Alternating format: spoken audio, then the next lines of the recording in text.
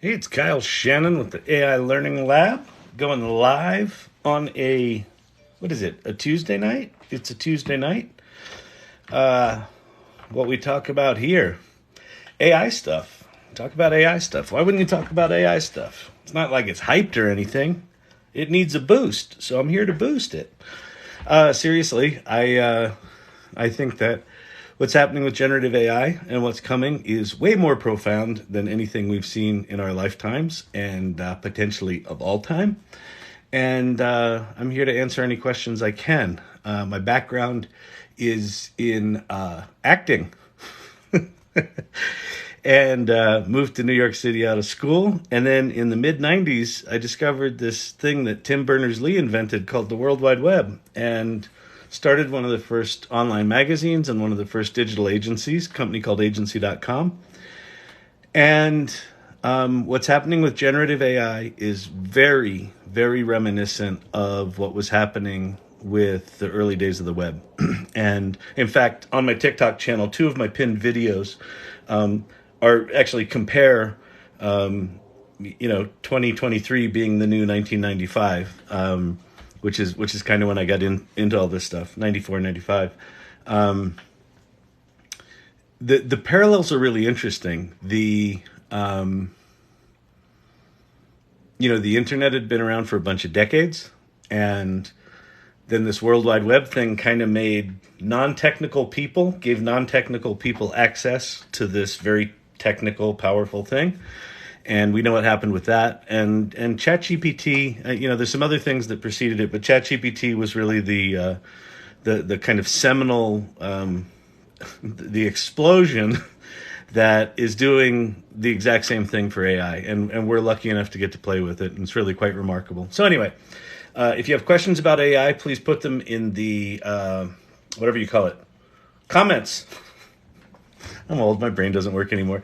The little image that but that's also the address of ChatGPT.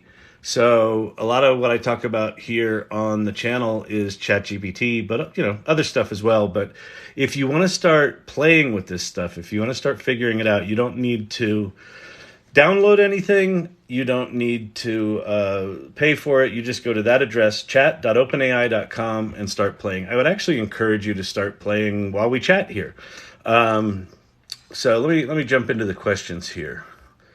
All right, one of the questions: are you a professor? I am not a professor. I play one on TikTok. No, I'm just I'm not even sure why I started this TikTok channel. So I had the big epiphany I had around generative AI that this was the next, there's sort of fire, the written language, the printing press, the Industrial Revolution, computers, the internet, really the web. And I think this is the next one. I mean, there aren't many of these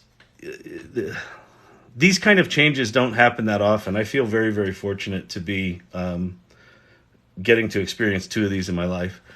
I was learning about all this AI stuff. I was just trying to process like the implications of it and what this stuff did and what you could do with it. And I realized I needed to get these thoughts out of my head. And I also realized that this technology is going to have profound effects on people way faster than anyone's prepared for. And so I thought, I should just share as much as I can and help demystify it and help share kind of the light side. I think it's really easy because we've had 50 years of Hollywood telling us that the robots are going to kill us, that I think everyone's default is the robots are going to kill us. and they're really, really powerful. There's another very real possibility that the robots will free us. These tools are remarkable. They're magic. So I'm not a professor. But I'm really passionate about demystifying these tools, answering what I can, brainstorming, doing projects. I keep saying yes to projects in the face of reason, because why not? I mean, the reason why I keep saying yes to projects is you only get to experience the birth of something like this once. Like, it's right now. November 30th, 2022 is when this started, in my opinion. That was the day that website launched, chat.openai.com. And I'm happy to talk about why I think that changed everything. So we need those AI bots from New York City in schools to protect our kids. No shit. It'd be nice if the AI bots could, well, yeah. Have I tried running my software through a quantum computer? I don't have Well, I have, my company has software. It's a company called Storyvine. We have an automated video platform that I'm adding AI to, but we don't do anything computationally that would require a quantum computer. I have not invented any of this machine learning AI crap. I'm just a user of it. I'm just a fan and a user. Quantum computers, I think, when they get out of the research phase, they're very much in research phase right now. When they get out of that phase, I have a feeling that they're gonna help with the training of these bots and things. So, hang on, my computer's going to sleep. I don't have it plugged in. Hold, please. ChatGPT wrote me song lyrics today. Cool. Were they good? That's awesome. What's my background in AI? I started dicking around with it in about a year ago. I was in an NFT project called Pixel Mind. That is it's kind of a really cool art project where you can do generative images and mint NFTs out of them. I was doing that for about 6 months, and then I just started hearing some noise. I started playing around with OpenAI's Playground and GPT-3, and started hearing about Midjourney. And after 9 failed attempts, finally got Stable Diffusion up and running on Google Colab. And I haven't done anything resembling coding in decades, so it was just an abject nightmare. But I finally got it working, and I installed Dream Booth, and that let me, upload pictures of myself, and that led to this project. Hang on, I don't have it running here. Photos. Oh, damn it. Let's see, Kyle Shannon Dre. There you go. A bunch of images that I created with Dream Booth, and then I started this Instagram channel called Kyle Shannon Dreams, where I wrote little stories of these guys. So that's kind of how it started. And then while I was in the middle of that project, ChatGPT came out, and I did all the sort of normal parlor tricks you do with ChatGPT, like, write me an Eminem rap that explains quantum physics. I think that was the first one I did, and I keep saying that one, but it just did it, and you're like, holy shit. And then the real epiphany with ChatGPT and the real realization, the thing that sort of ran me down the rabbit hole, was I was sitting with my wife one night, and I just started messing around and had ChatGPT write me some Python code, which I don't know Python. And then I had it teach me how to run the Python code. And then I had it debug or, fix the errors for me in the Python code. And within 90 minutes, I'd written a fairly sophisticated Python application that asked you a few questions about a topic and then generated 5 pieces of social media content for you using OpenAI's API within like 90 minutes. Still haven't written a line of Python in my life. And that changed everything, and it just, I have been a manic, insufferable piece of AI trash ever since. So that's my background. Where I'm from, I grew up in Pennsylvania, went to Penn State, got my acting degree from Penn State, and then moved to New York City out of school and lived there until 2002. The digital agency I started in 95, I sold in 2002. Then we moved north of the city, and now I'm out in Denver. So if you have questions about AI, pop them into the chat, and I will do my best to answer them. And AI will eventually destroy us if nanotechnology doesn't do it first. I don't know that nanotechnology, I assume you mean mRNA stuff, but yeah, I mean, it's easy enough to take the robots will kill us view. I mean, Hollywood's trained us well. I think it's, I honestly think it's, well, I think it's an easy place to go. where I'm trying to go is, what if this technology actually did good for us? And the more I learn about it, the more I realize that these are tools that we get the chance to use, and you can do really amazing things with them. And I've found that I operate in a completely different creative plane, an empathy plane when I'm using these tools. Because what the AI tools do is they make the shitty, repetitive, low-level work, the drudgery work of like everything you do. They like do that automatically in 3 seconds, and it kind of lets you live at a higher plane. And the other thing, here's an interesting thing. I think one of the real possibilities here is that AI is going to allow us to reconnect as humans. I think we are so polarized in this country. We're so far from that right now. Social media has fucking destroyed the social fabric. So here's a kind of cool thing that happened. I was on a panel for a group of foundation people, nonprofit people, right? And I was explaining what ChatGPT was and how it worked, and just kind of waxing poetic about this stuff. And this one woman goes, "Well, wait a minute. So if these tools can do that, wouldn't it mean that someone writing their grant proposal could write a grant proposal much more quickly?" I'm like, "Yeah." And then she goes, "And then by extension, couldn't the people reading the grant proposals read them and process them much more quickly?" And I said, "Yeah." And then I said, "And what's left?" And she goes, "Well, talking to the people." And I'm like, "Yes," right? And so you can imagine a world where all of the complex, low-level bullshit stuff gets handled, and then we can connect. Like, I could see actual customer service coming back as a competitive advantage for companies, because all the low-level customer service stuff lives down here. And if you actually have a problem where you really need to talk to someone, maybe instead of them doing all the form entry on the complex bullshit, now that gets done automatically, and those people can be freed up. So rather than those people losing their jobs, maybe they get up trained to be good customer service people. So anyway, you can go to the dark place. This channel, I'm trying to stay in the light place. How do I show the little 5-screen image in the corner? The chat.openai.com. When you go live, there's an option for dual cameras, and so the back camera of the phone is looking at my laptop. So I have my laptop sitting on 2 shoeboxes. Here, I'll show you. So there's my laptop sitting on 2 shoeboxes, and I'm sitting in front of that thing. So it's just 2 cameras live at the same time. That's what's going on.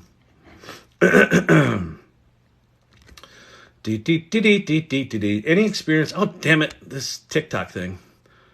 Any experience with ROCm? No.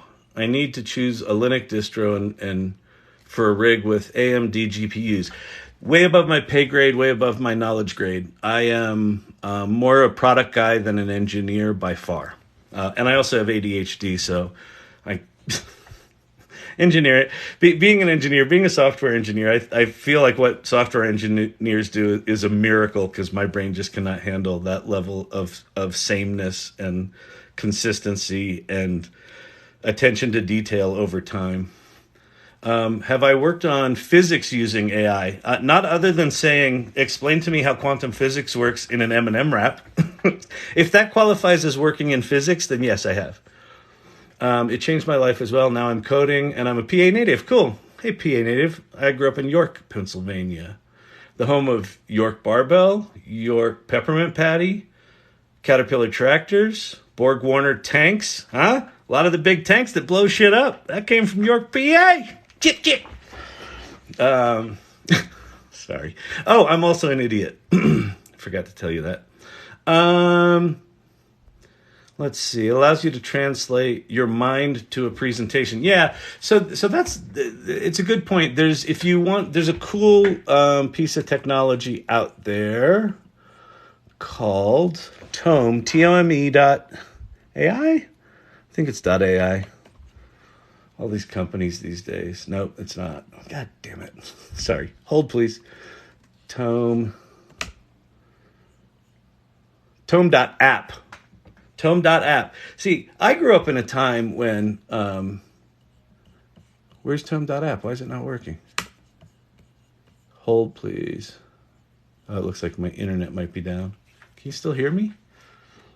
Tap the screen if I'm still live. Oh, no, here it comes. Okay, it's just slow. So tome.com is...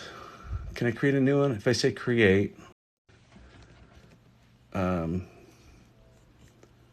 a presentation idea like a business about walking dogs on roller skates. And then I hit return and it will start writing that presentation. So wait, let's go back. So the title, I guess the value proposition of this business. Oh wait, I can't go to it till it writes it. But it's writing a presentation right now, and it's generating images. So it says roll. So the business will be called Rolling with the Pack, which is actually pretty good. The business of dog walking on roller skates. And then it gives me a little outline. Sorry about the focus. These phones suck. Introduction, benefits of walking dogs on roller skates, challenges of walking dogs on roller skates, equipment needed, marketing strategies, conclusion. And then it gives you, it writes you a presentation, and it picked a cool cartoon style and made the images. So it actually got it right that the guy's on the roller skate, not the dogs. That's good. And so this is just one tool, and it's, is this actually practical? It's not far from it. It really isn't far from it. I mean, this stuff's pretty remarkable. And what I find with ChatGPT, by the way, the reason I have this up on screen, this sort of weird picture of me with chat.openai.com on it, is that that's the URL for ChatGPT. If you're new to AI, if you are trying to figure out where to start there. Start with ChatGPT. Understand what it does. You just ask it shit, and it tells you shit. But it does it in incredibly remarkable ways. And to this person's comment, who's the engineering indigenously. Oh, cool name. Engineering indigenously, said, you have an idea. You've got this thing in your mind. And what this generative AI stuff does is very, very quickly gets that vapor of an idea and realizes it into something tangible. So that tome thing that I just showed you, that tome presentation tool, is just kind of miraculous. And that's like a version 1.0. Like all this software is really janky and raw and weird right now. But, imagine it in a year when it's actually sophisticated and you can pick from, 7 different story frameworks, and I want to pitch this business to VCs versus I want to pitch this business to prospective customers, and it'll create completely different things, and it'll learn your writing style and just do it. So I'm so nice to my AI. So I find that as well. If you haven't played with this stuff, ChatGPT has been programmed in such a way that it's pretty nice to you. It wants to give you what you want, and it's very polite and prosy. It says prose a lot, and I find myself thanking it and saying please. And like when it does something, I'm like, perfect. Now let's try to make it better like this. And it's not so much that I'm anthropomorphizing it. It's that it just seems to work better when you interact with it, when you give it more context. So here's something that I feel, and this is a big change that I've had to kind of learn through. Google, for however long it's been Google, 15, 20 years, has trained us. So when you first started to use Google, you had to use Boolean logic. You had to put parentheses around things, and you had to do pluses and minuses. And I think it still understands all that. But they kind of trained us over the past 15 or 20 years to write in this really cryptic kind of non-English kind of way. It's English words, or whatever your language is. But it's not kind of sentences, right? It's more like, what are the bare minimum words I need to put in here so that Google can give me things that are relevant? And what happens with ChatGPT is it can do stuff with sparse words, but it tends to give you sparse generic answers. And when you give it more context and you give it more color, it tends to answer like that. So it kind of interacts with you as you interact with it. And the harder you push it, and the I was going to say the more you respect it, but in some sense that the more you treat it like you were talking to someone with respect, it does really good. If students are using it, then teachers should be using it too. Absolutely. Well, teachers, could be using it to, grade the papers that ChatGPT has written on the student's behalf. But I think that what the teachers and professors in higher ed should be doing is absolutely incorporating it into the classroom and shifting to more critical thinking, more engagement, right? Not teaching to standardize tests, not teaching to dump information to verify if that information was memorized, right? Because we now live in a knowledge on demand world. What ChatGPT is, what these large language models are, is knowledge on demand. If you want it to read the tax code and do your taxes for you, it can do that, right? So you don't need to go to accounting school to do that. So the implications for education are profound. And all of this kind of I consider it short-term stuff. Like we're gonna run all these papers through tests to see if they were written by ChatGPT. Well, when ChatGPT and large language models are ubiquitous and they're in all of the Office products, all of the Google products, all the note-taking products, all the screenwriting software products, all the writing products, how will you know? Like when you use ChatGPT, you don't just give it a query and it gives you an answer and you copy and paste that shit and publish it. You go back and forth with it. You're like, hey, I have an idea for a thing.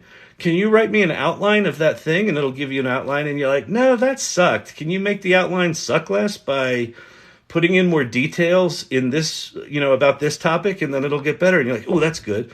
And then you take one of the little sections and you kind of blow that out and outline that. And then you write some stuff and then you put those things together. Like, you go back and forth with it just like you were going back and forth with an editor or a writer. So I think it's going to be very, very short-lived that we think of these things like somehow separate from the work we do. It's just going to be rolled into all the work we do. I wrote a full grant request using ChatGPT in 30 minutes. There you go. 30 minutes. Do you know how long writing grants takes? It's a fucking nightmare. I can't do it. Like, I could not even begin to consider, I couldn't even learn how to write a grant proposal, much less write one. And this person wrote one in 30 minutes. I mean, this is, I don't know, it's miraculous stuff. Anyway, what should I say here? If you're new to AI, go to the URL right there. I'm not affiliated with that in any way. That's just the official ChatGPT website. A lot of people go to the App Store or go to Google Play and search for ChatGPT. All those apps are just ripoffs trying to get your money from you. Just go there, and it's free, and it's remarkable. If you haven't used it, just while you hear me ramble with gas, apparently, just start playing with it, and you'll see. You'll see. Seriously. Tell it to write you a poem. Tell it to write you a song. Describe your significant other and tell it to write something for them. Watch. And then go, really? I wonder if it could do, and the answer is yes. Now, here's the thing to know about ChatGPT if you're new. It hallucinates. I heard ChatGPT described once as mansplaining as a service, which is the best description of ChatGPT I've ever heard. It will confidently answer you even if it's wrong. So if you need accuracy, make sure you check your answers. The other thing is if you want to use GPT-4, you can use Bing. Bing.com, Bing.com is Microsoft's search engine. It now has chat in it. That chat is based on GPT-4. And it's also connected to the internet, so it will give you citations. So if you need something that's a bit more predictable and accurate, use Bing. And there's 3 different settings. There's more accurate, sort of mid-creative, and then high creative or something like that. There's 3 different levels that you can set it at. We need to reboot Star Trek TNG and watch the episodes. Yeah. Well, all of the sci-fi stuff. I mean, holy crap! It's like all coming true. Time travel's not, but and the beam zapper thing is not, but all the other stuff is. If you have questions for me about AI, put them in there. If you think this is interesting, if you know people that are interested in AI, feel free to share this live. Get the word out. You can subscribe. Did I say that? I don't know. I'm old. Thanks for the rose. Let me see what other questions we got here. That's interesting. I'll come back to that one.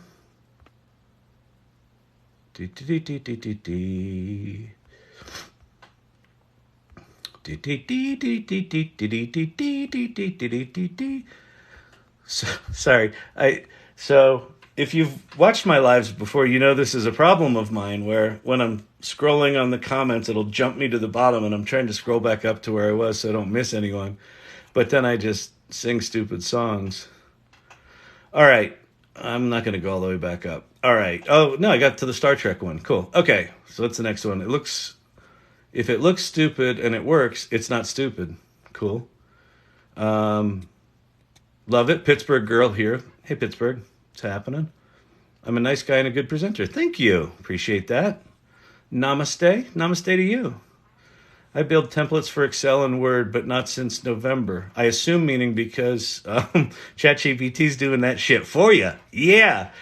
Actually, if you haven't played with it's gonna roll into it natively soon. But there's a plugin. I think it's called GPT for Excel or something like or for GPT for Sheets, and you install ChatGPT into the cells of an Excel spreadsheet, and it's insane what you can do. you can put one word in one cell and then have it generate 20 words in this column, and then for each of those words generate, an outline, and then for each of those outlines generate a YouTube script. And I mean, it's just insane. There's also a thing came out 4 days ago. It didn't come out. Some people have access to it. I don't, because OpenAI hates me. They don't, but I'm cranky. They came out with a thing called Code Interpreter. So when you go to ChatGPT, chat.openai.com, when you go here, there's a little pull down menu, and there's like, oh, they got rid of the old GPT 3.5. So I do have access to plugins because I'm special. And then there's GPT-4, and then there's GPT 3.5. Well, there's going to be this new thing called Code Interpreter. And what Code Interpreter does is it puts a little upload button next to where you type in the stuff. And you can upload up to 100 megabyte data file, like an Excel file. And Code Interpreter will just interpret all the shit that's in that Excel file, and then you can start talking to it like it's a full-fledged data analyst. Like, you can ask it questions like, what's interesting about this data? And it will tell you. It will have read all the data. It doesn't matter if the data is janky and uncleaned up. It will clean it up. And then you can start asking it things like, well, make me a chart, like a scatter chart comparing these two trends in the data. And it will write the Python code to generate the chart, generate it, and then hand it back to you. I mean, it's just, yeah, we're living in miraculous times. Have I heard of Humana.ai? I assume you mean that because you've got hu.ma.neai. Humata.ai lets you upload a PDF and do something with it. I don't know what humane.ai is. Is this going to be a mistake for me to type this in? I'm sure it is. I'm sure. I'm about to install some ransomware, asshole. Let's see. ME? No, Huma. I'm going to do it. Watch. I'm going to get... You'll send help, right? Yeah. No, it didn't go there. Okay, good. I don't know what you're talking about, but Humata.ai is pretty interesting. Oh no, when I scroll you, I must stop. Oh, I was here over an hour the other night. Like the last two lives that I've done, it's been like 3 hours. What am I fucking doing with my life? I'm sorry. I'm sorry you stopped again. You shouldn't stay here. You should go. You should go. It doesn't get better than this. Is it. This is it. It doesn't get better than this. Okay. I used it at work today. It was wicked close to the shut my man. Hey, thank you for the glasses. That was lovely. Thank you for the rose. Namaste. Used it at work today. It was wicked close to the shut my manager. Oh, the shit my manager preaches. I think he's a bot. Yeah, I know. I just got a text. Someone named Zachary is conducting a survey. How exciting is that? Oh, that's the other thing. Have you noticed, thanks to ChatGPT, how to make millions with ChatGPT? Have you noticed that spam emails suck less now, and you actually have to read them to figure out that they're spam? That kind of sucks. So it's not going to be all good. I picked up some more domains. Cool. gptdev.me, nice. aidev.expert, gptdev.tech. What do you think? Nice. I like it. I think domains are good. I mean, we're in this weird sort of thing where there are so many different subdomains now that it's really hard to remember. Like all of the AI companies are .ai, .io, .business, like just all that stuff, and it's frustrating, but it's also good. Like it's good to have, good solid domains. So I think it's good. Garbage in, garbage out. Absolutely. If you give ChatGPT crappy prompts, it it obliges and gives you crappy content. Which is funny, ChatGPT is one of those things where it's really easy to create sensational shit. Like the dude from the New York Times that got, Bing to tell him it loved him and to leave his wife. It's relatively easy to do that shit. It's also relatively easy to have it give you a shitty answer or an inaccurate answer and go, see, it doesn't work. So I would, if I were you, not that you're asking my opinion, but you did stop. I would avoid the dismissive and cynical view of AI because this shit's coming fast. It's very, very powerful. It's really exciting when you get into it. But if you sit on the outside of it, it's really easy to find evidence that it sucks or that it's evil or whatever. And it's very easy to just ignore it. I would strongly encourage you not to ignore it. Like, I don't mind people that have an opinion AI that actually use it.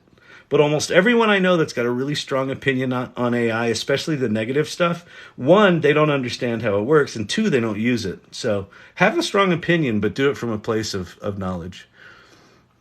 I love my AI, but I don't love my AI. Yeah, I know. I think we'll get there. I mean, I think these things are going to get... I think they're going to get much more personal. I have a sneaking suspicion that Apple is going to... they're going to be really good at the personal agent game. So like Apple's got the dumb little memojis, or whatever they're called. I mean, imagine those memojis where you can have one that kind of looks like you, and it's a fun version of you. And then that agent just goes and does shit for you. Because it's Apple, they've got all your data, and it's very, secure. They're good with that. And you can just say, go book me flights, go make me reservations. So imagine having an assistant that actually didn't suck. And so I think they are going to actually get, I don't know that we'll get to I love my AI, but I think we're going to get pretty attached to what these things do for us. Have I used GPT Agent? Before they removed internet connection, I had it checking APIs. I haven't used GPT Agent. I've used Agent GPT, which I assume that's what you're talking about. So if you don't know what that is, there's this new thing called autonomous agents, which are you string a series of tools together programmatically, and then you basically just give it a goal. So you just say, go find the annual revenue and the marketing taglines for my top 10 competitors. And it will write its own prompts. It will write itself a task list using ChatGPT, And then it will go use tools like go search Google, go search Bloomberg for revenue numbers, bring those answers back, and then it'll give it a new set of tasks, and it'll just do shit for you. So Agent GPT, and that's at, let me see, agentgpt.com, I think it is. Is it .com? It's probably not. Nope. God damn it. Agent GPT. No. Agent GPT. Oh, that's right. So it's agentgpt.reworked without the ed. So it's just reworked.ai. And this a web-based version of AutoGPT. So you just sort of give it a name. Here I'll show it to you. So this is Storyvine agent. That's my company, Storyvine. Find me taglines of top 10 Storyvine competitors. These things are really, really new, and they're really, really janky. But anyway, it says, thinking, added task, search for the top 10 competitors. Added task, compile a list of taglines. Added task, confirm that the taglines are recent and up to date. So it's giving itself the actual things to do.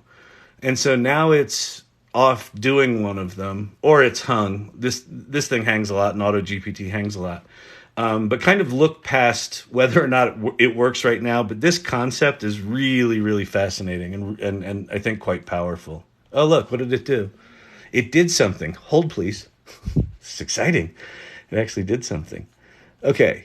We have a list of competitors.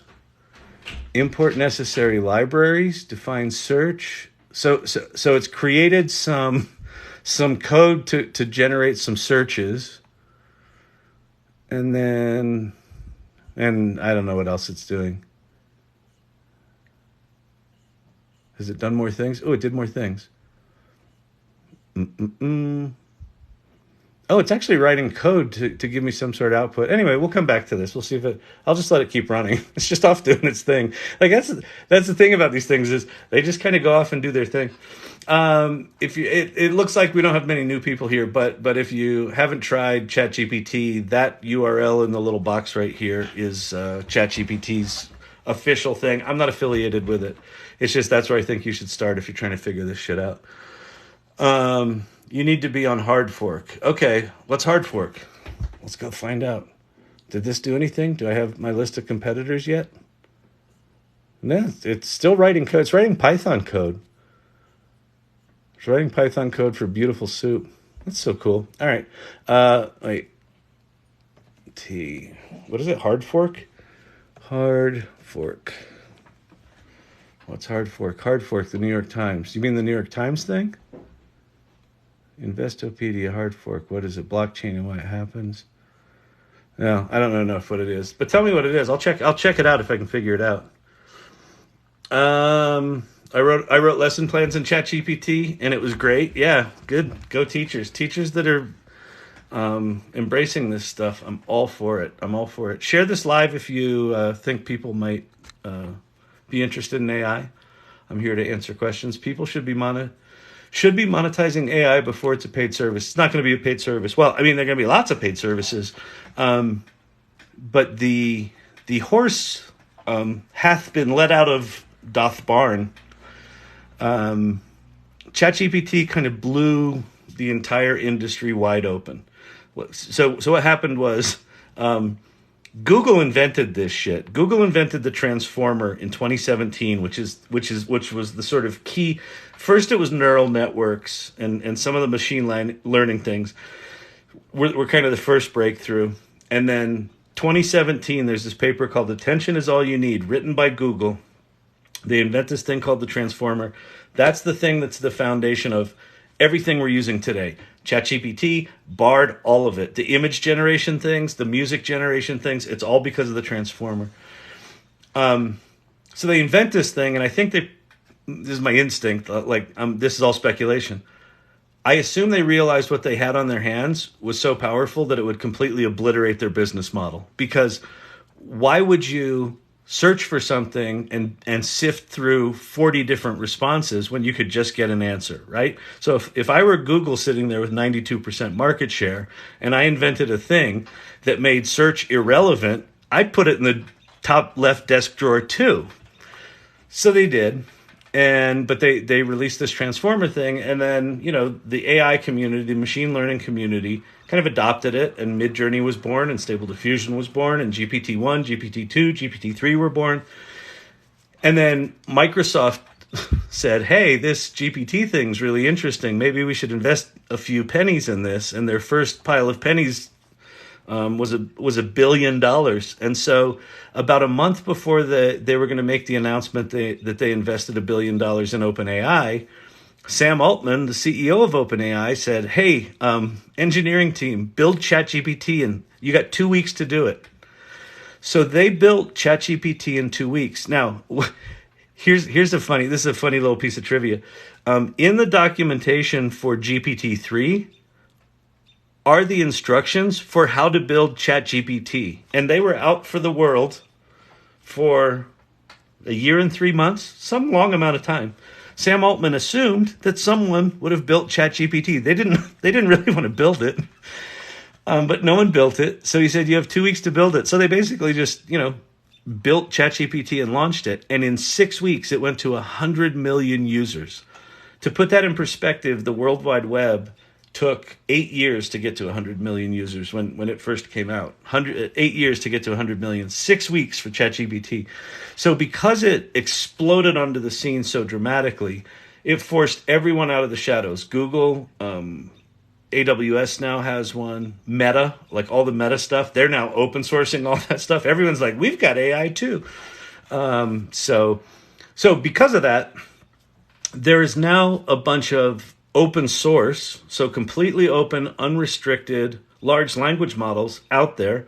So even if OpenAI fails as a business, even if Google doesn't give us access to all these tools or charges for them, which they're not going to because they don't need to. They've got all these other revenue streams, right? They can incorporate these things into their other business. So there's going to be things you can pay for, but you're going to have plenty of access to these large language models for free. I think where this very, very quickly goes is these will be installed on your phone. I think they may even be burnt into chips that are installed on devices. So imagine a device that you carry with you out on a hike where you've got no self-service, no internet, no nothing, and you've got, all of the knowledge of humanity at your fingertips, like probably within a year. It's not too profound, except all of the knowledge of humanity at your fingertips. Like what the internet is right now is kind of all of the information of humanity at your fingertips, but you have to do the knowledge piece. Now you don't. It just does that for you. It's remarkable. Students copy and paste that shit. Well, some do, but good teachers don't let them do that because they bring ChatGPT right into the classroom and increase the use of critical thinking and engagement, like teaching. I'm an instruction designer in higher ed helping faculty start implementing into assessments. That's super cool. I use AI for music. It's an exciting time for independent artists. I totally agree. And again, I think, there's going to be lots and lots of horrible shit that's just generated really quickly and put out there. But everyone that I know that's a serious artist in any way, in any discipline, they're using these tools iteratively. They're using it as like a brainstorming tool, and then they'll go do their thing on it for a while, and then they get stuck, and they're like, let me take this stuck piece, and let me put it back in the tool and generate some new ideas. Oh, that's good, and then they go back. So it's this back and forth thing. So yeah, and I also feel like if you're a musician, if you're really good at the music thing, but maybe you're not great at video, well, now you're going to be able to be great at video, and you're going to be able to be great at writing and all the other disciplines that are required to take a piece of music and put it out in the world. You could do that, on a weekend by yourself or with a bud, without having to spend 10 years getting good enough at animation to make an animated music video. Like, that's the thing that's just friggin' exciting to me. Gamma.app is a good one. Okay, I'll fall for it. Sorry, you've been infected with ransomware. What is this? This is a Gamma.app? Oh no, this is Gamma.Netherlands. I'm like, this isn't even in English.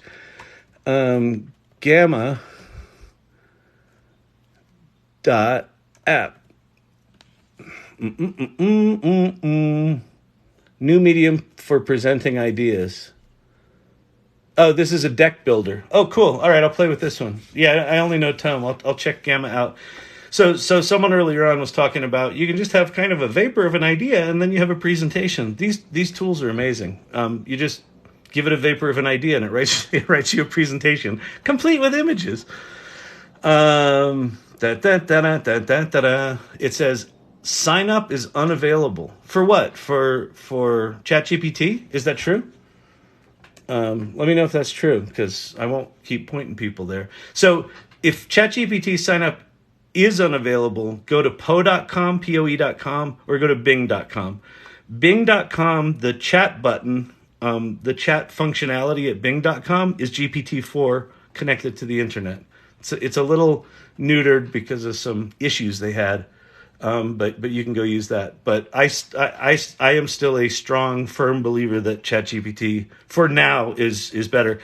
Google just had their Google I/O live stream today. So their developers conference, they announced a lot of stuff.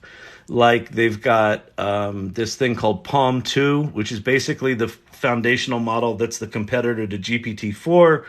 They're going to have AI in everything. I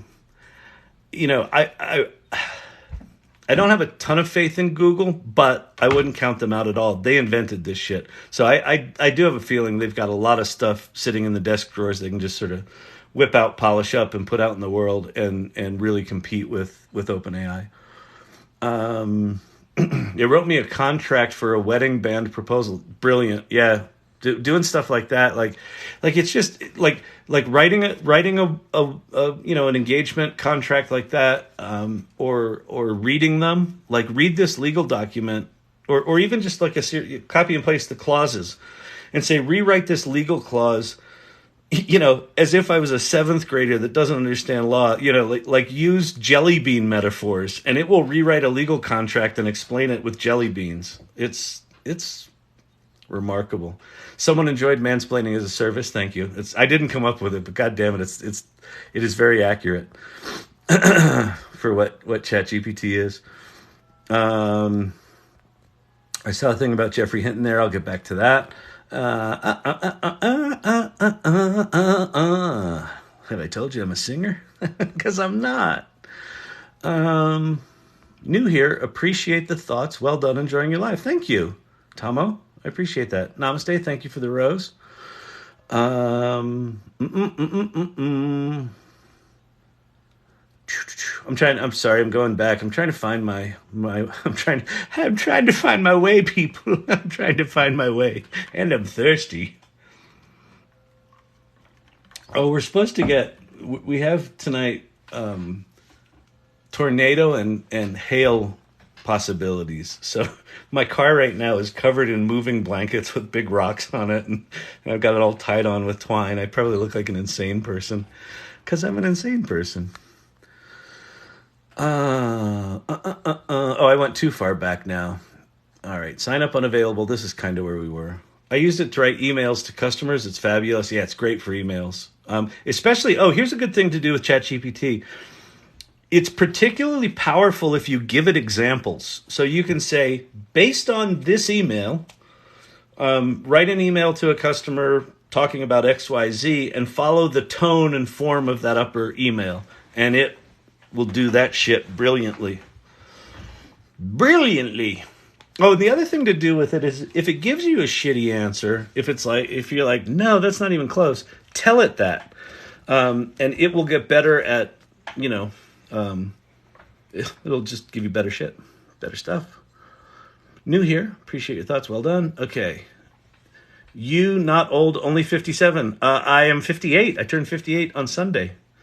Sunday was my birthday, and now I'm old. How close are we to AI nurse bots? We're probably pretty close. So they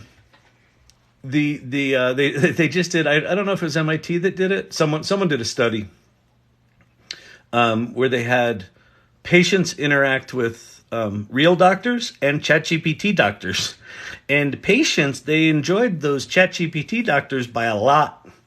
They said they were more competent and they were more empathetic. And what's interesting about the empathetic side, partially it's because of how ChatGPT was programmed, but it, because it gives you kind of verbose kind of answers, when you're doing something in that kind of context, it actually treats you with empathy. What I've found is that when you ask ChatGPT to weigh in on like polarizing issues, like anything that if you said it in a room full of people, you'd kind of wince because you know the sort of one or the both sides are screaming at you. ChatGPT actually tends to give you very nuanced answers when you ask it stuff like that, which I think is quite brilliant. So I think it's going to be incredible at nursing. I think it's going to be incredible at it. Well, short term, talking nursing. Longer term, when we have bots that can actually do things, it'll probably be pretty good at that as well. Don't be a superstar at work. People will notice. Yeah, that's unfortunately sad. If you work in a place where... So this is probably why I'm effectively unhireable as a human being. Because like when I get in there, I just want to like do good shit. And there are some cultures where if you do good shit, you get your head chopped off. And so if you're in that kind of environment, I'm sorry, I would leave it. But, you know, I have a degree in acting, so don't follow me for career advice. I'm truly unhireable at this point. I just keep starting my own companies, so I can't work for anyone. How do you use Chat GPT for video? Well, so I use it. So my company's called Storyvine, and we have an automated video platform. One of the things we do is we write these things called video guides, which is a series of prompts. The way our app works is and you can go try it if you want. It's free, but it's a B2B app, so it's not a consumer app. But it guides an end user step by step through telling a story. So it's, think of it like karaoke for storytelling. So it literally says, put your head in the dotted outline, take a picture, introduce yourself, talk about what it felt like when you were diagnosed with whatever that horrible disease was. So a lot of what we do is we write those prompts. So one way that I've used ChatGPT is I created a Google form that we ask our clients some questions about the story that they want told. And then we submit that, and it automatically writes a set of Storyvine formatted prompts for 3 different lengths of video, and it does it in 30 seconds, and it's cut days out of the creative process. I mean, it's remarkable. I'm also using OpenAI's Whisper to do transcriptions for all of the videos in our system. I've now built a content generator where I take those transcriptions.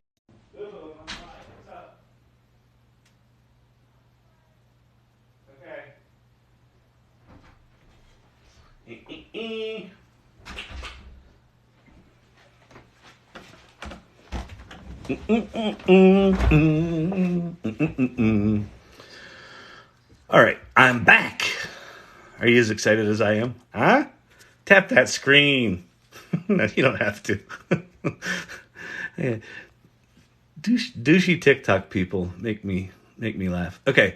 How would AI replace judges and juries? What legal logic would it use to make decisions? Well, I don't know. I mean, so the legal logic it would use to make decisions is all of the law.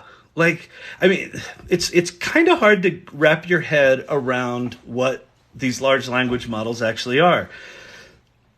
The transformer, this thing that Google invented, made it possible to train machine learning models on massive data sets.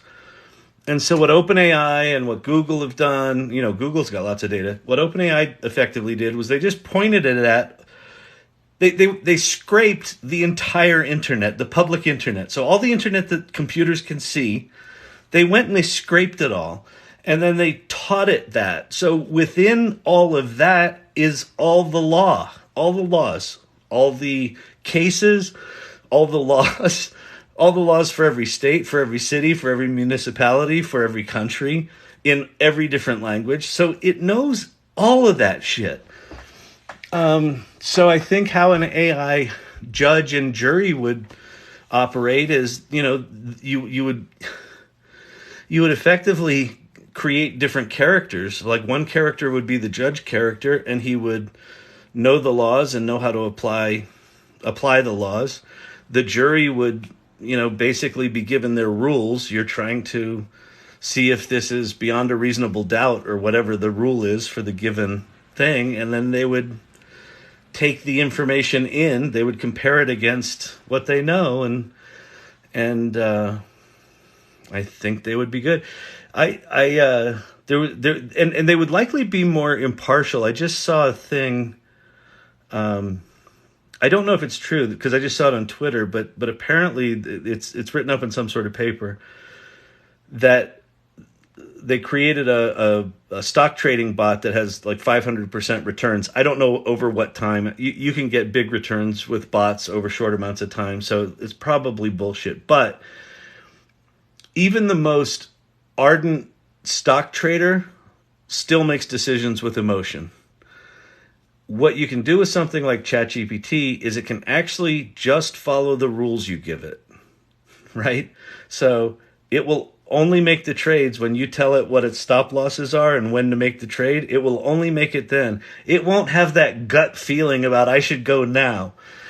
And I think the same thing would happen with judges and juries. So be really interesting to see. Code Interpreter is amazing. You got to play with it? What's your name? Poos Pop. Well, Poos Pop, I hate you. I haven't got to play with it yet. It makes me sad and cranky. How can I find someone to set up AutoGPT for me? Where do I look? Who do I look for? I don't know. Anyone who knows how to use kind of GitHub and Hugging Face, and anyone with sort of basic coding skills, or you can do what I did. What did I want to install? So I wanted to install. There's a new open source model called Mosaic ML, and then the model is MPT7B. And they've got one of their models is called Story Writer, and it has a 65,000 token context, which means you can put 48,000 words in the chat window. So you could paste an entire novel. The example that they use is someone pasted the entire text of The Great Gatsby, and then the prompt was write an epilogue, and it did. So I was trying to install that. So what I did was I went to Hugging Face where the documentation was. I pulled the documentation that described how to install it. I pasted that into ChatGPT. I said, so based on this documentation, paste, write me step-by-step instructions for how to get this model up and running on Google Colab. And before you go on to the next step, wait until I say okay.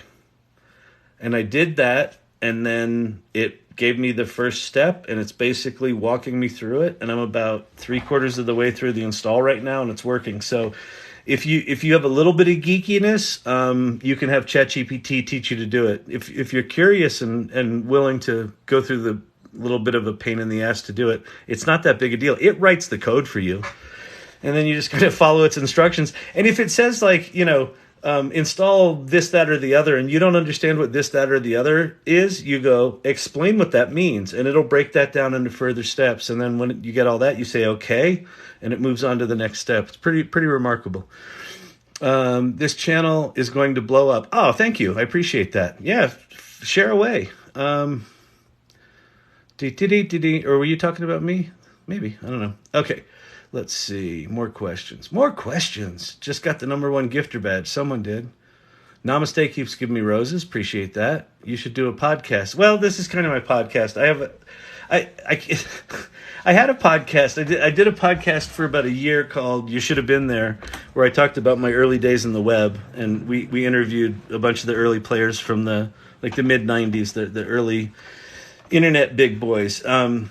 And that was really fun, but it's a lot of work. Here's my problem with doing a podcast.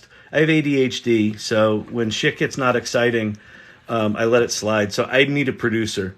If I had a producer that could really do the producing side of a podcast, I would love to do a podcast, but I need someone to book guests and do the thing and turn the thing into multimedia and do the social media. All that shit for me is exciting to set up, but the minute I have to start doing it every day, I just want to smack my face into a wall. So, know your strengths. This is one of the things that happens as you get older. You figure out what you're shitty at and you just avoid it. So if anyone wants to be a producer, drop me a DM. All right. Good AI is humane building. I agree with that. The first hardware and software platform. A good AI is humane building. The first AI hardware and software platform. Okay, I'll check that out. I'm using it 10 times a day. Perfect. Awesome. Ask it to write an RFP response from a slide with 3 columns and differentiate between the products. Yeah. It's brilliant at that shit, isn't it? That thing where you can, I did this the other day. I made a video about it on my channel where I'm working on a proposal for a workshop for a company, and we did a survey, and the guy asked 10 or 12 questions, and 25 people responded, and these were long responses. So this was a lot of shit to go through. I'm like, they don't want to go through that. And I was like, I don't have to. so I couldn't copy and paste the whole thing, but I could copy and paste columns. And so I just copy and paste a column. I dump it in there and say, what do people think? And give me stats and give me percentages. It was amazing. Yeah, it's amazing. Chatbots aren't evil unless they are programmed to be. Yes, correct. It's not AI, they're chatbots. Yeah, well, they're chatbots sitting, and it's not even really AI. It's chatbots sitting on top of machine learning. It saved me a lot of time as an MS teacher, so I can spend more time with my students. Yes, this is the promise. Let the machines do the shitty work so we can reconnect as humans, or we can do a higher level of output, or we can do a higher level of contribution. That's the promise. That's why I'm doing this channel. Yes. Spend more time with the students and less time on grading their stupid fucking papers. They don't need to learn to write papers anymore. I'll share something with you. One of my favorite teachers, one of my favorite professors of all time, and it's the reason I'm a writer today and the reason I can write, a guy named Michael Connolly at Penn State. He was teaching us theater history, and 3 weeks into the class, someone kind of joked that they didn't know how to write, or that they'd never written a paper or something like that. And then he kind of said, wait a minute, how many people in here have written a paper? And 2 people had written papers. And he got pissed off, and he said, I'm changing the curriculum. And he made us write a paper a week, and then like a 10-page paper every month or something like that. And he was just like, you're going to learn to write. And he just forced it. And so I'm really glad he did that. But we now have tools that skill as a requirement is no longer there, because these tools are so good at writing. Now, I also happen to believe if you're a writer, you're going to be way better at using these tools than someone who's not. But what's the skill we need with all these superpower tools doing all this automated shit? What's the skill we need? Critical thinking, empathy, curation, refinement, wisdom, right? So all of the higher level stuff is the stuff that's our higher selves. That's what's going to be the most valuable when the robots are doing all the shitty work. So Sarah Wade, rock on. I hope you're still here. Career statistician here. AI is a marketing tool.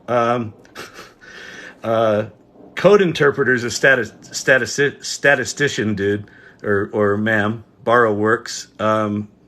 Check out Code Interpreter when it comes out, because it's wild. How do I feel about AI art being used for albums, books, covers instead of artists? I would prefer that artists using AI do it, but I'm fine with the art being there, because the art that these things are creating is mind-blowingly good. compensation and attribution for artists of all creative ilk is going to change. It's just going to change.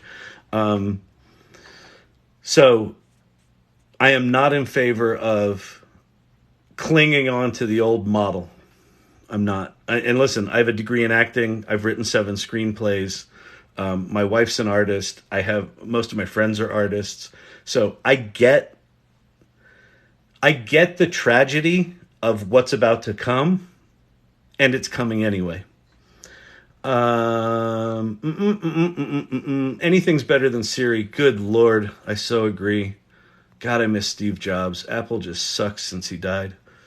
Yo, dog, I heard you like AI. It's all right. It's all right.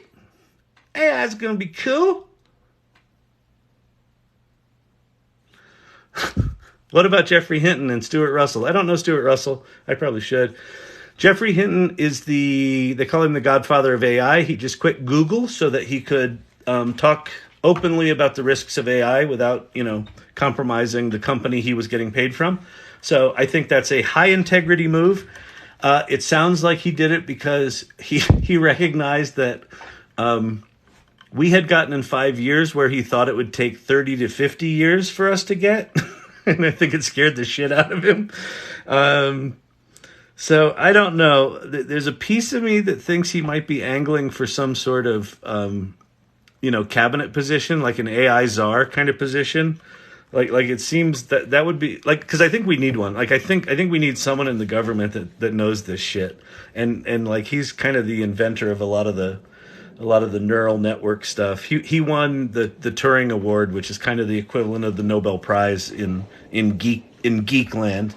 So he's a wicked smart dude, and a lot of what we're using today is thanks to him. So, but I think it's important. I think it's important to talk about what the risks are, how to use this stuff responsibly. The fact that ChatGPT kind of blew the doors open and we now have all this stuff as open source models that are unrestricted is a little terrifying.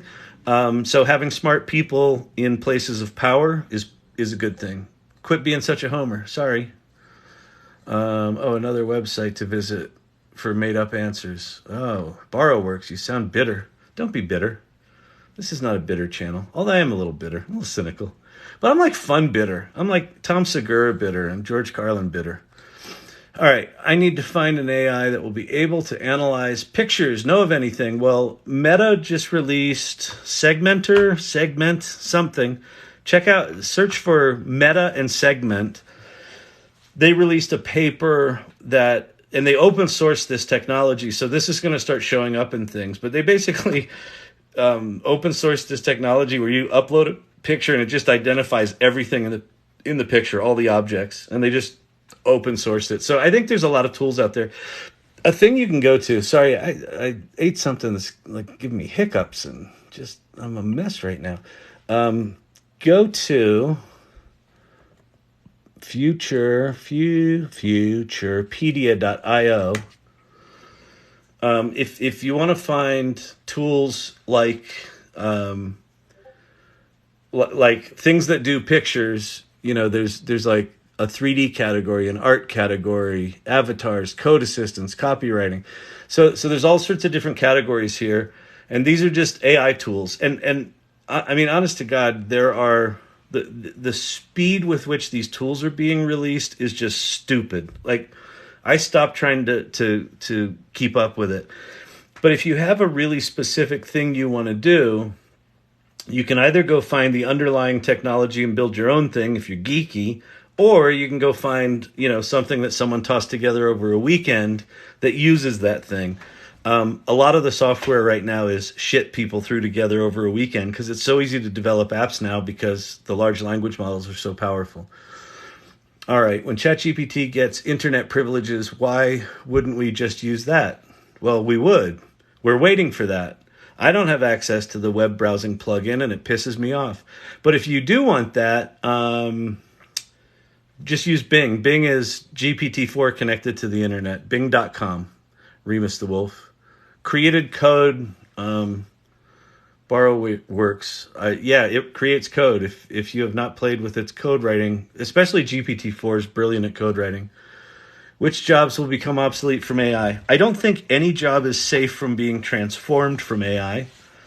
I think the jobs that become obsolete from AI, the ones that go first, are the repetitive, low-level, think data entry, think just any of the repetitive stuff. But make no mistake, from the tippy top of the knowledge worker chain, all the way down through the creative arts, all the way down through everything, anything that involves any kind of information processing is going to be transformed, and it's going to be transformed quickly and profoundly. Nothing is safe.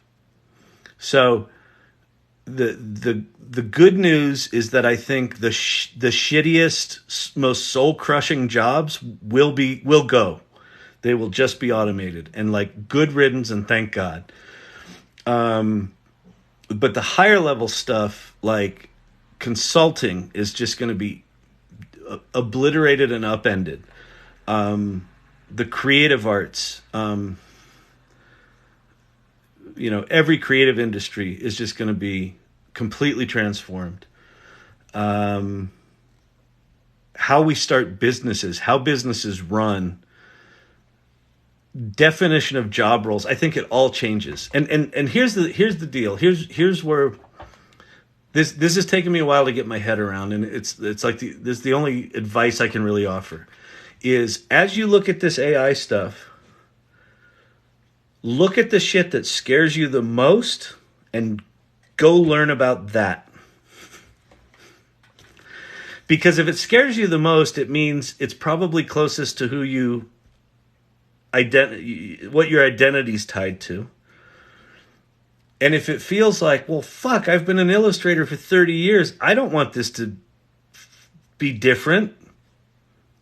It's going to be different. So go learn how to do illustrations with these tools, even if it's an anathema to you, because you have those skills of being able to see art clearly and translate ideas into visions. You're going to be remarkable at using these tools, and like it's going to be a skill that serves you. I get that might be really depressing, but it's like it's the only thing that I feel is it's like the only responsible thing that I can share when it comes to the kind of disruption that I think is coming. And followed by that, AI will create exciting jobs. That was actually in response to that. Yeah, that's the other thing, is there are jobs coming that we can't even imagine right now that are going to be mind-blowingly cool. Like mind-blowingly cool. Like amazing. What are they? I don't know yet, because we don't know. Until the disruption happens, we won't know what happens to productivity, to product design, to any of it until it happens. But then when it happens, some things are going to accelerate, some things are going to quickly decelerate. There's going to be vacuums made, and wherever there's a vacuum made, there's going to be new jobs there. And those are likely going to be really exciting jobs. Who are those going to go to? People that know AI. Paul Reitzer from the Marketing AI Institute says, AI will not replace your job, but someone who uses AI will. That's it. Be the person that knows AI. Outdated Python code. I think all coding is outdated at this point. I would not want to be in my senior year of computer science, just having spent 4 years learning a single language, or even 2 or 3. Although engineers are going to be fine for a good long time. There's a lot of shit to build. Humane is a company that's developing wearable AI. Oh, cool. Let's go look at that. Humane.ai. Thank you, by the way, for sharing new stuff with me, because it's impossible to keep up. Humane AI. No, that's not right. So Humane AI. Oops. AU. AI. Humane's new wearable demo is wild. Ooh, let's go. Oh yeah, this stuff. This is super cool. Okay, if you haven't seen this, We'll see if it. Do we have to watch this I whole thing? spent 22 incredible years at Apple, helping to design experiences and devices ranging from the Mac to the iPhone and to the Apple Watch. And as the power of compute increased, the size of our computers or our devices, we still had to be sitting today to being just millimeters away from our... Okay, so I'll just explain it rather than watch the whole thing, because I don't know where the good stuff is in it. But so what it is, this is super cool. It's like a little badge that you wear, and then it's got a speaker and it's got a microphone and it's got a camera, of course, and it's got a projector. And so, like, when your phone rings, you hold up your hand, and it projects with lasers, like like the answer the phone button onto your hand. so it it's like sort of full all on computing all the time. That's super cool. Thanks for sharing that. I forgot about. I didn't know what it was called. That's super cool. I'll definitely go check that out. Hard Fork is a great podcast. Okay, with great guests, and I'd be a great guest. If you know someone at podcast at Hard Fork, Sarah, feel free to introduce me. In my profile, I put my contact info in the link tree thing. Does Agent GPT cost? I don't think it does. Well, no, it does, because so with Agent GPT, you have to put in your own OpenAI key, but OpenAI's API key is incredibly cheap. Like, my bill last month was like $2. It's incredibly cheap, unless okay. So the challenge with Agent GPT and Auto GPT is that because it's self-running and it's calling APIs, some of which cost money, it can run up really huge bills really quickly. So be careful with it. But just to mess around with it, you can use Agent GPT as long as you have an OpenAI API key. You can use it. Another Kodak moment. I assume that's in reference to something I said about some company having their head up their ass. There's going to be so many Kodak moments. The next 5 years are going to make the Kodak choice seem quaint. And the Kodak choice, if you don't know, is Kodak invented the digital camera, and then the person that invented the digital camera went up into the C-suite and said, "Hey, folks, I invented this digital camera." And they said, "Bah, humbug. We're in the silver halide business. This is all about film and processing and real photography. Why would we sell a toy?" And then they went out of business about 10 years later. So don't be Kodak. In fact, that's, one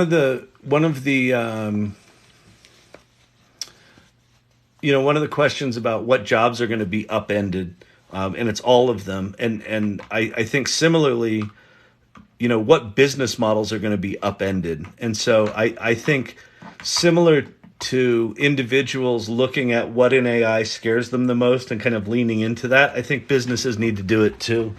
I think businesses would be really wise right now to look at, if I were going to start a company from scratch using AI, how would I build a competitor to my current business? Because someone's going to do that. And it's probably going to be like a 19-year-old kid that you laid off because he was doing repetitive data entry work. And you're like, we don't need those people. He's going to go off with a chip on his shoulder, knowing enough about your business. And he's been dicking around with AI in his mom's basement for the last 6 months because you laid him off. And he's going to come back and destroy your company. Oh, there's going to be so many of those. Can you do a live or video comparing the different platforms? For example, ChatGPT versus Bard. I'll do a video on that. I do have, hang on, Keynote.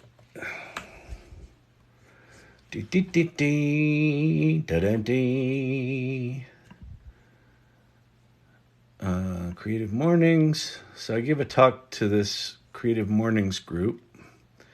And yeah, this slide. So I've got this slide, which is, these are the four kind of ChatGPT things that I'm recommending right now. This may change with Bard, with, what's it called? Palm. With Palm 2.0, that they're claiming is kind of the GPT-4 of the Bard world. Bard may make this list, but right now, ChatGPT is by far the kind of the best of these tools. So you can either go to chat.openai.com, that's ChatGPT, or you can go to the playground, which is platform.openai.com/playground. That's where developers play with the underlying models that sit underneath ChatGPT. You have a bit more sort of control there. Like you can dial up and down this thing called temperature, which is essentially the creativity. Bing is GPT-4 and it's connected to the internet and it's now live for everyone. And then Poe.com, you can use GPT 3.5, GPT-4, Claude, which is Anthropic's model, Claude Plus. So those are the ones I'd recommend right now. But I think it's probably time to do a video really comparing these different models, because I honestly don't know it. I don't know, why would I use Claude versus ChatGPT, or why would I use Bard versus GPT-4 or GPT 3.5? Yeah, that's probably good to do. That's a good idea. All right. Wow. I'm 100% correct. I don't know what I said, but thank you. We think of questions and mediate. All right. Good evening, beautiful human. Good evening, Carol Moore. How are you? I thought the Drake AI song wasn't bad. It got like 20 million streams. My students thought it was really Drake. Yeah, so if you don't know this, a week or so ago, some fan or, someone, wanting to play with some technology created a song where they synthesized Drake's voice and The Weeknd, their voices, used AI to write the lyrics, used AI to write the music, and put out a song. And it got 600,000 views on Spotify in the first 24 hours. And it was good. It was kind of a banger. I'm Gen X. I don't know what banger means. I mean, I know what banger means, but that's probably not the right term anymore. It was a song that didn't suck. And so, it's since been pulled down and all sorts of stuff like that. So I think there's really interesting times ahead where fan-generated music might be as good or better than the original artist, and might be more popular. And shortly following that debacle, where they sort of pulled that down, and everyone was like, "Oh, we can't have AI-generated music." What's her name? Elon's ex, Grimes. Grimes put out a statement that said, "Steal away. Use my likeness, use my voice, make all the music you want. Just give me 50%. Which I thought it's such a brilliant move. Such a brilliant move. Because it's going to happen anyway. So she's sort of planting the flag of if you do this, just, cut me some of the action. And I think any fan in the world would do that. And I mean, imagine, so here's what's going to happen. I guarantee this will happen. Some fan's going to do some song where she's synthesized, and it's going to be so good that she's going to be like, you know what? I'm going to perform that. And since you made it, why don't you come to the concert and sit in the front row? That kind of shit's going to happen, right? The engagement is going to be just outrageous. Thoughts on asparagus? Tasty. Makes the urine smell. So that's the downside. I like it. So here's the thing. I like the skinny asparagus. I don't like the fat. If it's fat and mushy, just don't go for the texture. But the little skinny one, and then I never know where to cut it so that it's not chewy. It's not the fiber stuff. If it's the soft part, it's good. So good question. Idiot. Why are you asking about asparagus? Just to see if I'd answer it? I did. This is not a good channel. You shouldn't be. You people should not be here. You should not be supporting this. You should leave. You should really. It's not good for anyone. It's not good for anyone's mental health. All right. I use ChatGPT as a brainstorming tool in divorce mediation. That's sad. I'm sorry about the divorce, although it could be a happy thing. But yeah, I mean, its ability to impartially just sort of sift through all the stuff, come up with recommendations, come up with, give me two lists, put them in a table, make them relatively equal in value. That's actually really smart. AI is a great Kickstarter. It can get you going, but it's up to you to make it happen. I mean, that's ultimately. So I think all this copyright and trademark stuff is ultimately going to come down to what they're saying right now is if the machine created it, it's not copyrightable. But I think what this is ultimately going to come down to is intent and contribution. So if I generated 1,000 images and I went back and forth and I crafted this prompt in such a way, and out of these 1,000 images, I took 10 of them and then I put those into Photoshop and then I tweaked those and then I end up releasing one image. The amount of work that went into getting that is probably significantly more than what I would have done if I'd taken a photograph with a camera. And that's copyrightable, right? Because they say, well, where you aim it and the lens you use and the lighting and the editing. So I think we're going to fairly quickly get to a place where we can recognize that artists using AI tools are generating art. Doesn't really matter what the fucking tool was that generated it. So that's my 2 cents. But the IP attorneys right now are throwing parties in Jamaica because they're going to be loaded for the next 20 years because everyone is going to sue everyone. Lawsuits aplenty. Clearly you aren't a creative that will be out of a job eventually. Okay, well, I have a degree in acting. I started and ran a theater company for 4.5 years. I've written 7 screenplays. I wrote a one-man show. I started one of the first online magazines. I co-founded agency.com, and I was the chief creative officer for 7 years. I was a film marketer for 5 years. I did marketing for The Lord of the Rings. My current company is called Storyvine. It's a video storytelling platform where we create templates and automate video production without AI. We're an 11-year-old company. So you're wrong. Okay, next. Have you seen the AI website builder? Yeah, there's a couple of them. I haven't seen one that is kind of ready for prime time yet. Like all these things are just kind of these janky proof of concepts that throw shit together. But yeah, I think there's going to be website builders that are truly remarkable, and there might be some now. I haven't been paying attention to that space long enough to know. ChatGPT flickers from public to signed. Researchers like myself and media have access. What? ChatGPT flickers from public to signed. Researchers like me and media have access. Oh, I see. I see. Oh, to sign research. Okay, so what he's saying is who gets access to those tools is up to some fucking arbitrary algorithm at OpenAI. I know, I'm just cranky about it. I want them. Let me go check right now. Oh, no, I just did. Let me go check if I've got GPT-4 in the playground. That would be nice. Platform. Chat. No, don't. Oh, well. If you're new here, it looks like there's some new people here. I talk about AI shit here, and I do it like an idiot. And what else? If you are curious about AI, if you haven't tried it yet, that URL right there, chat.openai.com, that's the official ChatGPT website. I'm not affiliated with it in any way.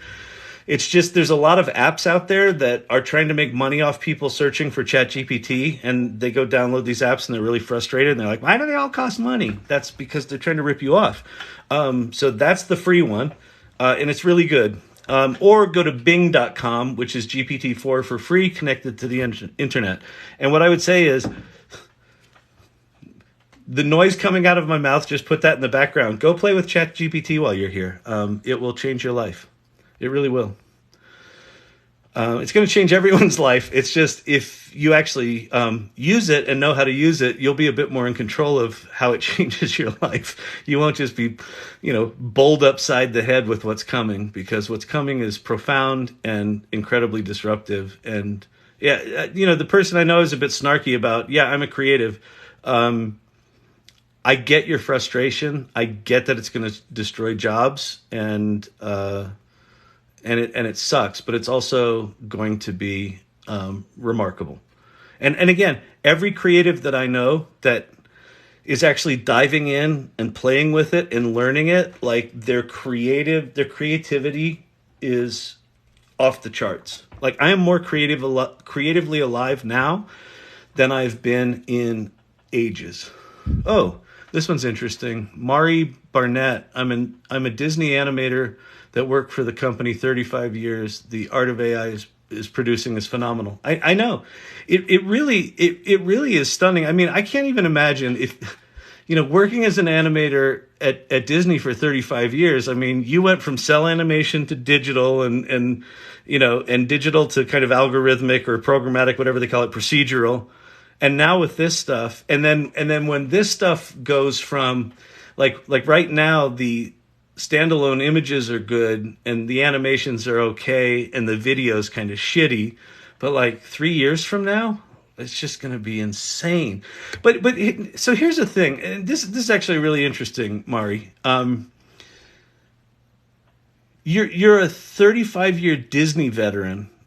When you get your heads around these tools and you start wielding what you know about the world of animation and the world of storytelling with these tools, the work that you're going to be capable of is going to be miles above some idiot with Midjourney, right? And like that's the thing that I think people are missing is the human component here still really important. Storytelling still important. Critical thinking still important.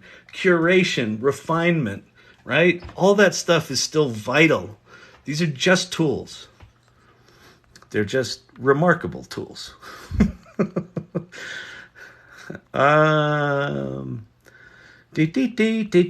Sorry, I lost my place in my comments. I'm trying to go back to where I was.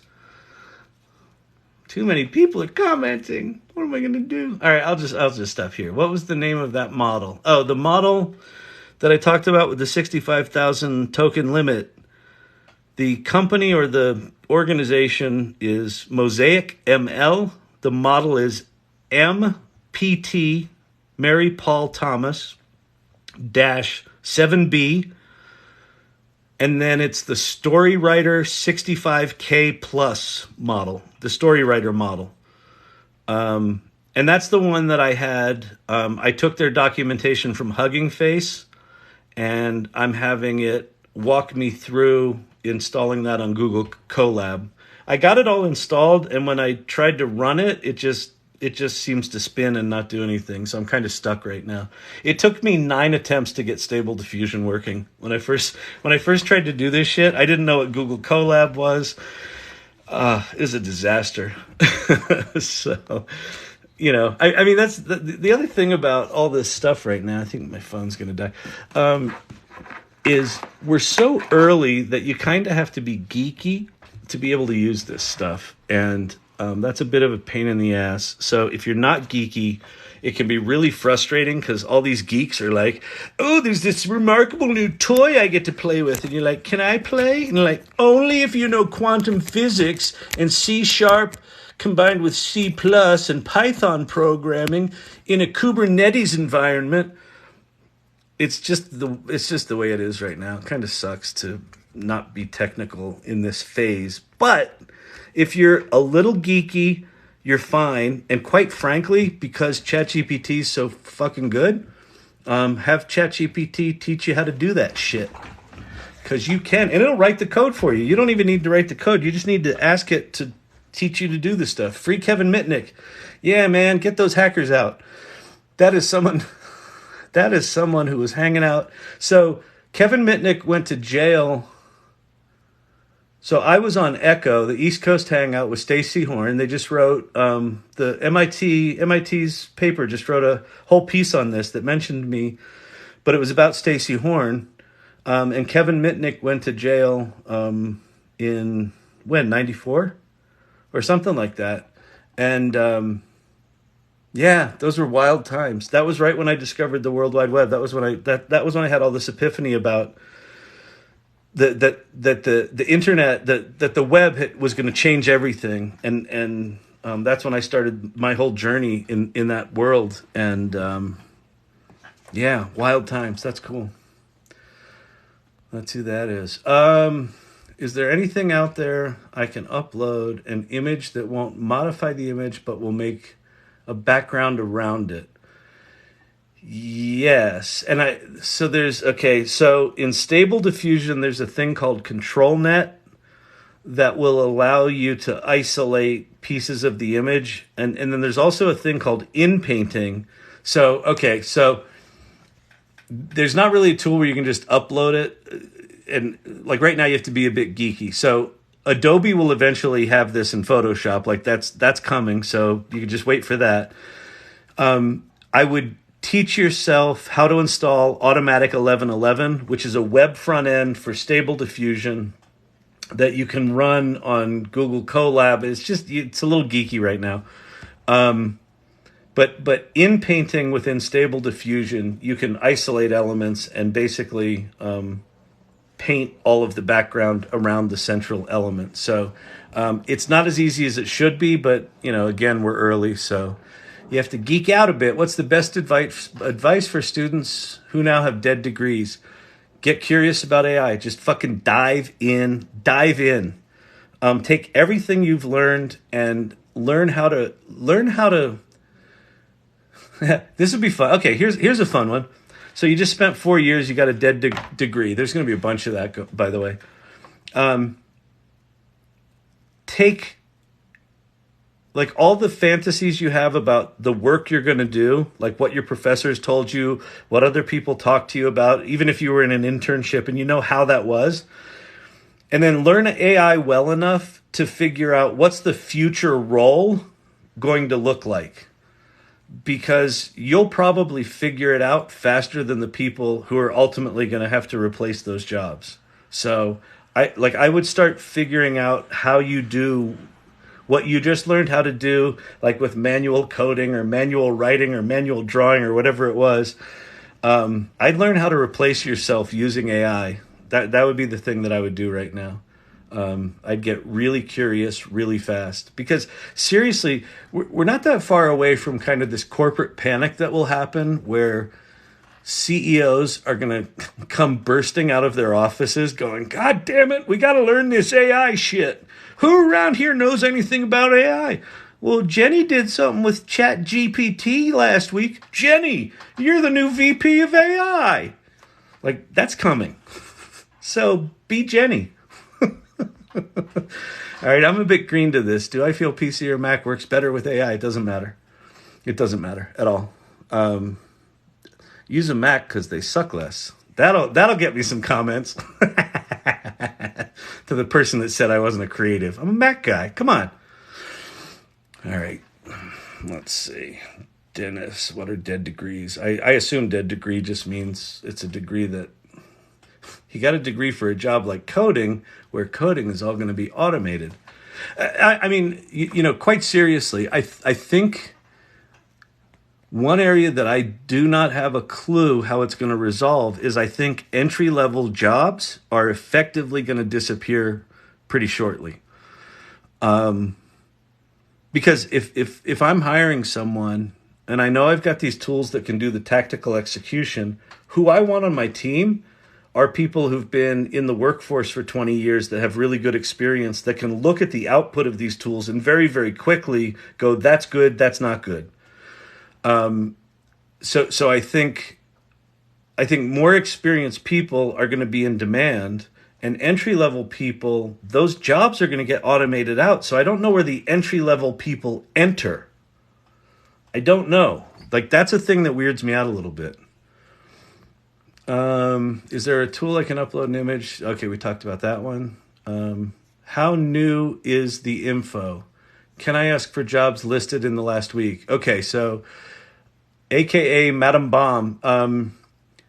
If you want to look for jobs from last week, go to Bing. Bing.com is connected to the internet. So Bing.com, if you click on the chat button, it's chat just like ChatGPT, but it's connected to the internet. So if you ask it about recent stuff, it will search the internet, and it will even put citations in its answers for where it pulled the information from.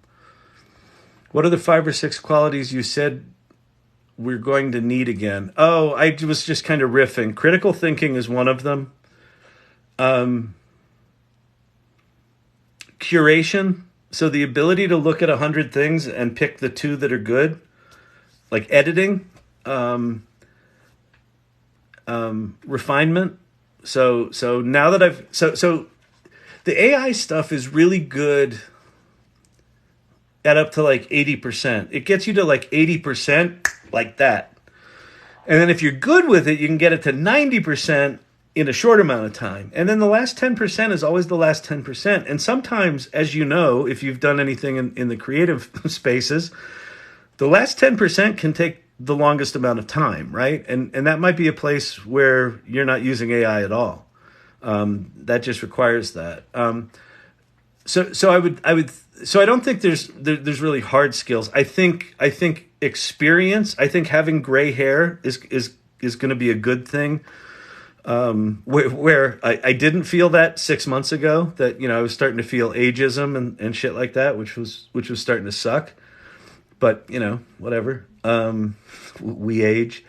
But right now, like, I want experienced people using these tools. Like if I had my choice between a young person that was good at this stuff and an older person, I think I'd lean to the older person, just because in the curation piece of what's required, they're going to be really good at it. I did one of my videos is be a conductor versus a virtuoso, and then someone on one of my lives talked about T-shaped skills. So T-shaped skills, the vertical part of the T is like the vertical, like I'm a copywriter, right? I'm brilliant at writing, and you go deep into copywriting. And the horizontal is like all the stuff that you can also do, but you go deep here. I think the horizontal part of the T is the more vital skill now. Like I feel like we're in the revenge of the liberal arts majors phase. Like we're entering into a phase where the liberal arts majors are like, really? Philosophy? This is a good thing? Yes. Like thinking is good now. So those are some of them. I don't know if I missed anything. Isn't Kamala the czar? Well, she might be the czar, but I think you in terms of someone in the government, czar of AI, it's possible she's the czar of AI. I know she met with the 4 CEOs the other day. I think you need an actually capable technologist who understands what the hell these things are and can analyze them, and has enough depth of wisdom and experience that they can talk with the military, with the government, with municipalities, with businesses, right? You need someone in there who's got their shit together. And then Kamala can go give the speech. Just joined. What's this guy's name again? Mine, Kyle Shannon. Oh, hey, I'm Kyle Shannon. This is the AI Learning Lab. We talk about AI shit here. Well, I talk about, there's no we. What do you mean we?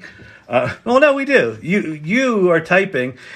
I assume there's a way I can bring people up on stage to talk, right? I'm new to this live stuff, so I don't know. So if anyone knows how to do that, let me know.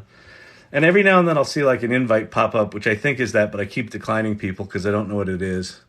I don't want to get my bank account hacked. But the Chinese have all this data anyway, so we've already all given away our information. Okay, I'm a great educator. Good night, Sarah. Gotta go teach the kids while my AI does the shit work. Perfect. It was empathy, critical thinking, refinement. Yeah, exactly. What were the other qualities? I don't know. I'm old. My brain doesn't work good. But so it's less tactical, more strategic are the skills, right? Elevate the skills: creative thinking, collaborative thinking, empathy, critical thinking, curation, refinement. Those are the things that are ultimately what we're gonna need. Short term, there's a lot of tactical shit that needs to be done because we're so early. Alka-Seltzer for the hiccups. I know I don't have any Alka-Seltzer. The AI for logos. Yep. It'll be great for logos, and not just for logos. Like, I mean, what's cool is if you're inexperienced at branding, like what goes behind a brand is there's a lot of strategy if you do it right. The logo is just the representation of the promise of the brand, right? Which is built on the values of the company and the culture of the people and what the company does and who the customers are. There's all this stuff. So AI not only can make that logo really well, but AI can help you build that brand story and that brand framework that you hang your entire company on top of. So don't just, educate yourself about branding. And again, ChatGPT will be brilliant at that. Tell ChatGPT to act like, a branding specialist from one of the big branding companies. I can't remember them right now. Please discuss students in data science or AI. Well, I think if you're in data science or AI studies, you're going to be fine because of ChatGPT. So many companies are so panicked right now about getting their AI shit together that they're going to be looking for people. So I think they're going to be fine short term. I mean, I would just send them to Hugging Face. Like I guess my advice for data science students and AI students is be less of a student and more of an entrepreneur. I'd tell them instead of going to hang out at the bar, they should go hang out at Hugging Face and start playing with all the models and learn the shit. Just dig deep, train models, go hang out, join David Shapiro. If you don't know David Shapiro, if you're a bit geeky, David Shapiro on YouTube is a brilliant AI scientist and has written some books on it. And he's building an AGI system right now with his community. So I'd tell them to go hang out with David Shapiro. I don't know him, but I watch his videos, and it's like when I want to feel stupid, I go watch his videos. Life is a repetitive thing, reborn in the Maya. Thank you, Namaste. You like it when I say smart-ass things? That's funny. Okay. Oh, there's the Disney animator. It's so cool we have a Disney animator in here. What do I think about Copymatic? I don't know it, but I assume it's a copywriting tool like Copy AI or Jasper. There's going to be 8 billion of them. Those tools are also going to be built into Office 365, and they're already built into Notion, and they're going to be built into Google Docs and Google Sheets and all that. So,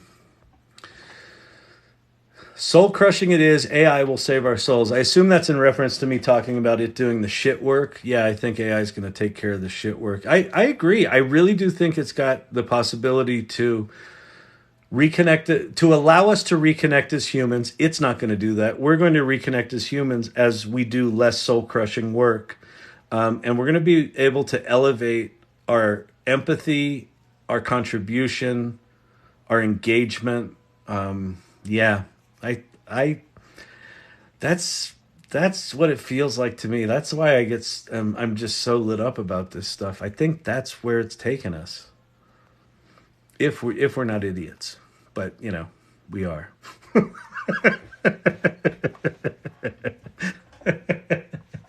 We'll figure out a way to fuck this up. High paid ones too. It's allowing people who are not as skilled to produce work that's better quality. Yeah, I agree with that, but it's also, oops, I let my machine go to sleep. It's also people with good brains that get smart, that adopt these tools are going to be better than people with shitty brains. So the the knowledge workers are going to have their asses handed to them, but the knowledge workers that learn AI are going to get promoted. It doesn't scare me. I'm looking very optimistic. Awesome. Join the club. I'm in the optimism band. I was referred to. I was on a panel the other day, and this woman on the panel, she'd been in AI for like 15 or 20 years, and she goes, "Let me interrupt the adorable optimism here." She called me an adorable optimist. That was fucking hilarious. I will take it. I don't know if I'm adorable, but my optimism is adorable, certainly. All right. Transformed is the right word. Machine coworkers is what we're calling it. That's it. So that, I love that comment. That was a really big shift for me, that I stopped thinking about ChatGPT as like a tool you ask shit for and it gives it to you, and more like listen, we've just spent the past 3.5 years convincing our workplaces that we don't need to come back to the office, right? Hang on. Jesus. Martha. We've gotten really good at working remote, right? Think of ChatGPT as just another remote worker that doesn't turn on their camera for Zoom calls. When you start thinking about it like that, it totally transforms how you use the tool. Like, for one thing, you start you start being polite to it, which is just fucking weird. Please, would you do this? Thank you. Hey, that was awesome. Could you rewrite it so it didn't suck? But the minute you start treating it like a coworker like that, like you start to get much better work out of it because you're interacting with it, and it's getting better as you're refining your interaction with it. What jobs would I recommend we capitalize on now to get ahead of AI? I don't think the jobs matter. I think it's take whatever you know and just start learning this stuff. Like, it's funny. Like, there's this woman that's in the AI salon that I started, Jane, and I met her at a Creative Mornings here in Denver. And when I met her, I just discovered ChatGPT, and I think I just had my first AI salon coming up, and I was trying to get people to come. So I was talking to her, and I said, "What do you do?" And she said, "I'm a copywriter." And I went, "Ugh," and and I said, "You got to learn this shit." And I was just like I was like high on crack. Like, I was just like, "You got to, man." And she was like, "Oh, okay." And she ended up coming to the AI salon, and then she said it took her a week or two of being kind of in panic about it, and then she started using it. And then she kind of had these boundaries for, well, I'll do this kind of thing with it, but I won't do this kind of thing with it. And then at some point, and she was being transparent with her clients, telling her that she was using these tools, and that was cool. And they were cool with it. They didn't give a shit. They just want the copy, right? They just want their marketing copy. And whether it came from a thing or not, they didn't care. And then she said right around the time when she was starting to incorporate it into her copywriting, like, they dramatically increased what they wanted her to produce, like 10 times. And it kind of forced her to use ChatGPT more than she otherwise would have. And now she's like totally transformed. She's using this as like this writing superpower. She's putting out more and better work than she was ever able to. And now she's starting to think about doing workshops to teach other people how to do what she did. So like there's something about the transition you make where you sort of take the thing that is what you do, who you identify as, and just kind of lean into this thing and just start doing your job in collaboration with this tool, and just something shifts. It's hard to explain, but like she's got this giddy look on her face. Like, this is kind of cool. It's kind of a superpower, and it, like, that's what it feels like to me. Like, we get to have superpowers. I'm an ex-Disney animator, and AI and art is phenomenal witchcraft. It is witchcraft. You're an ex-Disney animator. I'm sorry, 35, but still, man. 35 years there, God. Like, I just, it's such a remarkable, like Disney, like the level of quality of that company. They're kind of a nasty company, but God damn, the level of quality and the creativity there is just amazing. I respect the hell out of it. I love that you're doing the witchcraft and the new stuff. That's really exciting. I've been beta testing it for the past couple of years. I don't know what you've been beta testing. Oh, you've been beta testing. What was it? I don't know. All right. Saw this earlier today. In fact, I just saw this video today. Do you believe AI will help electrical engineers? Yes. In fact, the maintenance guy, the building manager, the maintenance guy at the building I work in, where my company Storyvine is, it's called Catalyst. His name's John, and he started coming to the AI salons, and he's creating. Well, he's created, like he's got it in alpha right now. He's created a piece of software called Maintenance Mentor, and it's a series of virtual maintenance people that you hire to help you troubleshoot stuff in your building. So like there's an AV specialist, and there's a HVAC specialist, and there's a plumbing specialist. And so the tool that he's building is for all of the sort of engineering stuff. I know you're talking about electrical engineering, but like for electrical engineering, it's the same kind of thing where you could have this sort of collaborative partner that can analyze circuits and probably write you code. Like I assume in electrical engineering, there's certain code that you write to dump into, programs that write circuit boards and stuff like that. I guarantee you that GPT-4 knows that language. So just ask it to design you a circuit and see how it does. Or to troubleshoot a circuit or whatever. So yes, I think it can help with that. I think it can help with fucking everything. He gets a call on his hand. Yeah, exactly. That was that technology from before. Is AI out of control? Not yet, but we're close. We've got open source models that do not have any restrictions on them, so shit's about to get wild. Can you imagine paying off school loans for a degree that has no professional application? Well, I paid off a school loan for an acting degree. I would argue that an acting degree has no professional application. So, cheers. Although, to be fair, when I got my acting degree, the student loan market hadn't been privatized yet. So, yeah, I feel bad for you. That sucks. But here's the good news. Learn. Oh, it's Namaste. Hey there. Learn AI. Like you're just gonna have to lament the fact that you may have spent a lot of money on a degree that you chuck all that knowledge out the window and learn something new. Kodak moment by Google not wanting to disrupt their search. Well, we'll see. They've at least been forced out of the shadows. I think they certainly wouldn't be on their heels if they hadn't hidden from what they had invented. They'd be way ahead. But they're not. They're on their heels. But they're also Google. So if they can... I heard a cool thing today that apparently there's like some culture wars. Not the kind we see on the news.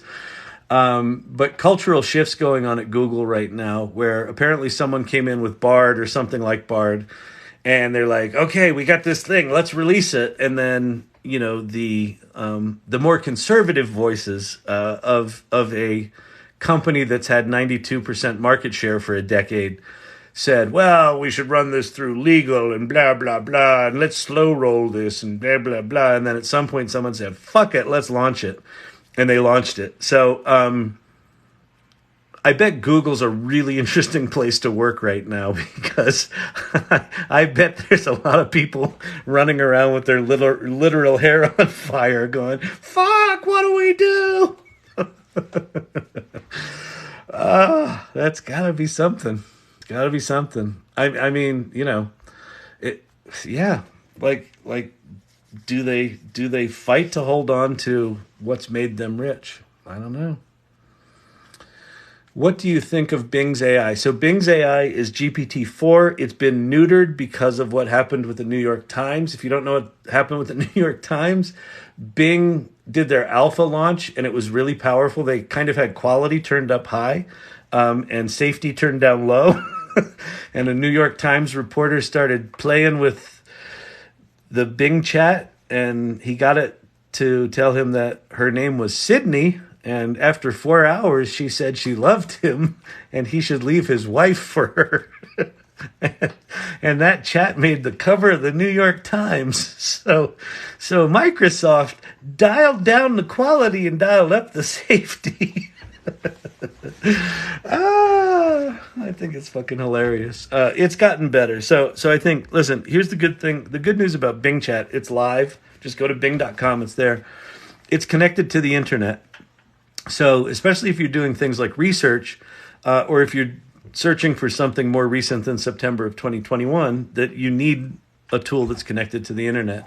So it's actually incredibly well thought out. It's not terrifically implemented yet. Like, it doesn't always know. There's a Bing sidebar in the Edge browser that's supposed to know what's in the window to its left, but it doesn't all the time. So there's some shitty things about it, but it's still incredibly powerful. All right, let's see. Namaste. I've been testing it and I like it also. Cool. Worked at Disney for over 25 years as an animator. Nice. Oh, yeah, I saw this one before. What's the best way to use AI to launch a home business? Depends how geeky you are. It depends what the home business is, but I would just say go to chat.openai.com, that URL right there, and start playing. Have it write you marketing plans. Have it write a business plan for you. Tell it to act as a business coach and run ideas by it. Do you think it's better to do word of mouth marketing or guerrilla marketing or, Google search or whatever? Have it give you advice. It's worth checking out. There's another TikToker named Mackenzie Bose who's got a product he's building called GPT Boss that's designed for small business people, where you hire virtual chatbots basically that are specialized employees. So there's a copywriter bot, and there's a marketing executive bot, and there's a finance bot, and there's like 20 or 30 different kinds of employees that you can hire. So I think the best way that I've found to get ChatGPT to do something is don't just sit in front of the blank screen and ask yourself, well, what could I do with ChatGPT? Flip it upside down and say, pick one specific problem in your business startup. It might be branding. It might be finding a location. Whatever it is, pick one problem and then go to ChatGPT and try to solve that problem. And in doing that, you'll learn more about ChatGPT than any other way that I've found. Solving a problem, because then you're thinking about the problem. You're not trying to imagine what you might possibly ask the world's most incredible chatbot. Like when the thing can do everything, it's almost impossible to figure out. I think more so the license out the voice. I don't know what that means. How can we stop AI from destroying humans if humans are unproductive? Huh? Stop watching movies? Actually, she's the one paying. Okay. Jay, great question. The connections are happening. New technology, AI is the future. You will see more what Grimes did with non-attached artists in the future. Cool. Oh, hey, Angel. Do you know Grimes? That's cool. She's brilliant.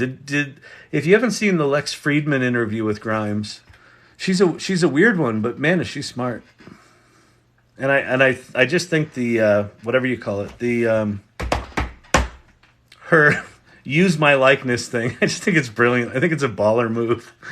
So ChatGPT makes great research assistant for editors.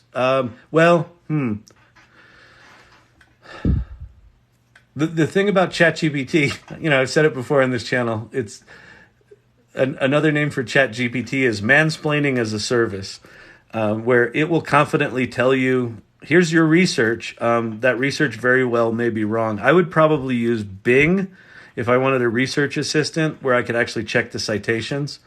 But if you wanted, if you wanted to do the raw research, like you pull in data from documents and then you dump that into ChatGPT and have it, kind of analyze that stuff, then I think it could be brilliant for that. So when it comes to research, you've got to be just very, very careful about, sources and accuracy.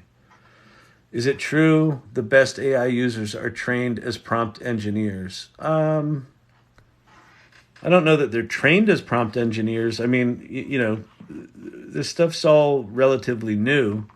I think they've probably become prompt engineers. I prefer the term prompt crafter to prompt engineer. because I think it's a creative process. It's a really interesting process because it's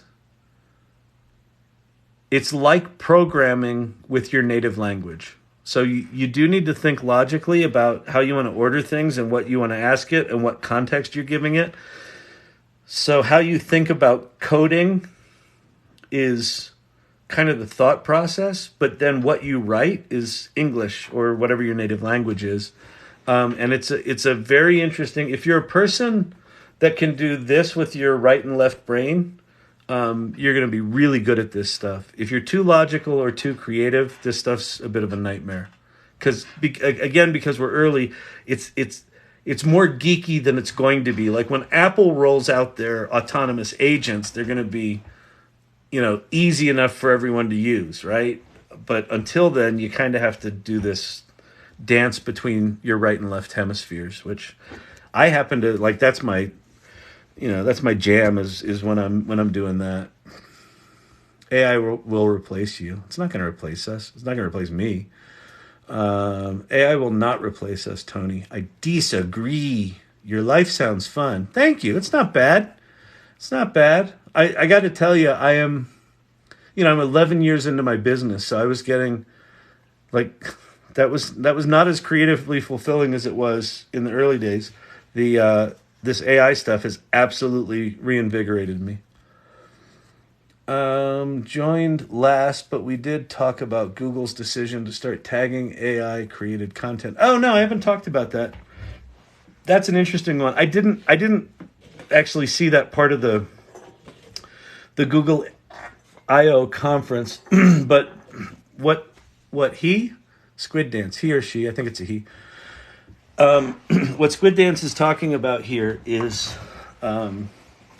Google has said that any generative AI images that are created from their systems will be watermarked. It'll have it's like this little star in the corner. And apparently, even if you edit it, it somehow retains all the metadata and marks it as AI generated. I think that's really interesting. I understand the intent, but as these tools get more ubiquitous, like if I've got generative AI within Photoshop and I take a photograph, and Photoshop might not be the right example. Let's say I use some tool within the Google suite. I take a photograph, I bring it in, I do some color balance editing on it. I then use generative AI to remove a phone pole and put in a 70s muscle car in the distance. At what point does the AI contribution, is it high enough that it says, oh, this is an AI image? Because I think that I think this whole idea of this kind of sense of purity we have right now, this paper was written by AI, it's evil. This image was created by AI, it's evil. You're assholes if you use AI. I feel like that's just going to drift into the background as these tools become more integrated with all of our existing tools, because I don't think it's going to be as pure as that. So I don't know. I understand the intent of it. I think it's reactionary. I think it's reactionary to everyone losing their fucking marbles about copyright and it's stealing my job and all the doomers. Have I seen Agent GPT? What are your thoughts? Yeah, so Agent GPT is the web front end for Auto GPT. It's just somebody wrote a front end, and you can go play with it. Auto GPT is an autonomous agent, so it allows it basically prompts itself to go do shit for you. You give it a goal, and then it does a bunch of things. My thought on all of those right now is they're so early that they're just shitty pieces of software. But what they if you imagine them not being shitty, and they're going to get not shitty really quick, they are remarkable. They're remarkable. So Agent GPT is just it's a convenient tool, so you don't have to go put it on Google Colab and smash your head against the wall when it keeps failing. So I think it's really cool. I like it. What are some ways AI and AR can come together? I think let's watch what Apple does in June. Their developer conference is coming up, and it is strongly rumored that they're going to release their AR goggles, and I would be shocked if they didn't also announce some slick AI agent or other. Like everyone else has done it, including IBM did it today with Watson X. Now on Hugging Face. Seriously. So, Jesus Christ. IBM and Hugging Face. This is so like the early days of the internet. It's like all these big companies were hanging out with these cool internet kids with their stupid fucking company names. What was it? Oh, AI and AR. I think that AI is going to drive AR adoption. I think it's going to drive VR adoption. So XR, right?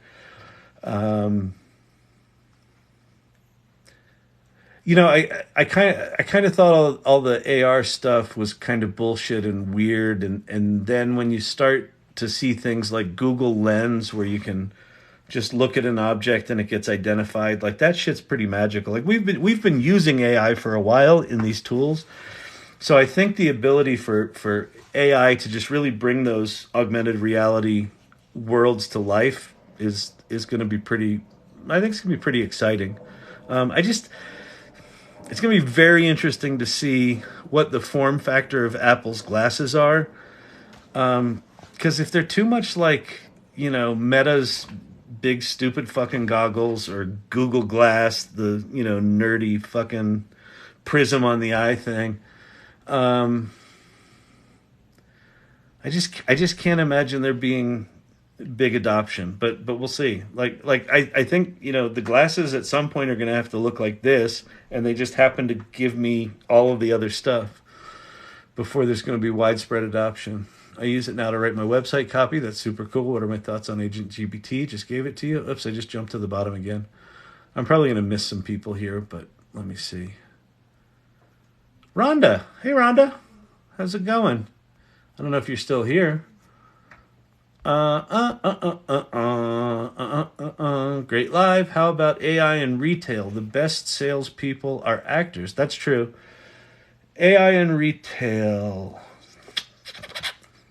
I think AI and AR in retail are going to be amazing. I think if you are talking at all about e-commerce, I think e-commerce is going to change dramatically.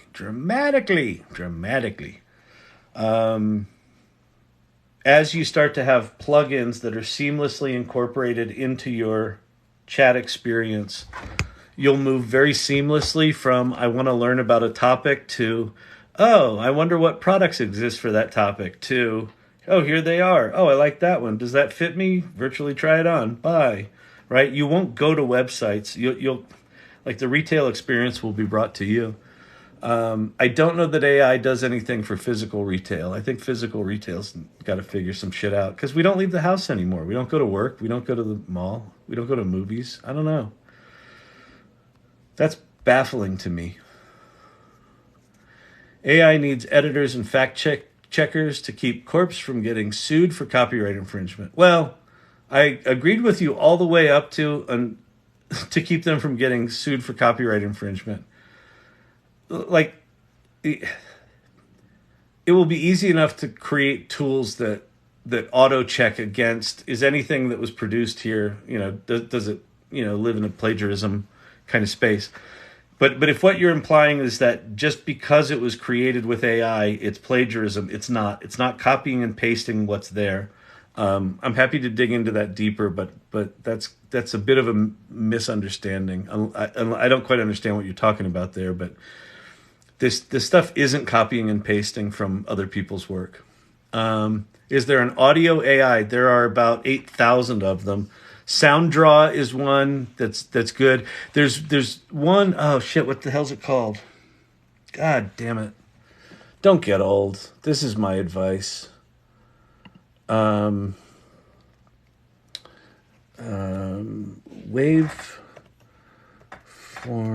AI music. What's it called? Not Wave Tool. I can't remember it. There's a really cool one that creates. It uses stable diffusion. Refusion. That's us. Bing. Bing found it for me. I put in a shitty search and Bing found it for me. There's a tool. There's a music tool called Refusion. RIFF. Refusion. What's its end thing? It's refusion.com. Yeah.com. So what it does, this is amazing. So they've trained it on stable diffusion. So waveforms, like the visual representation of sound waves. And so if I type in here, let's see, Americana, funk, techno beats. And then I hit return and I hit, how do I get to the next one? Do I hit play? Oh, I think I click on it.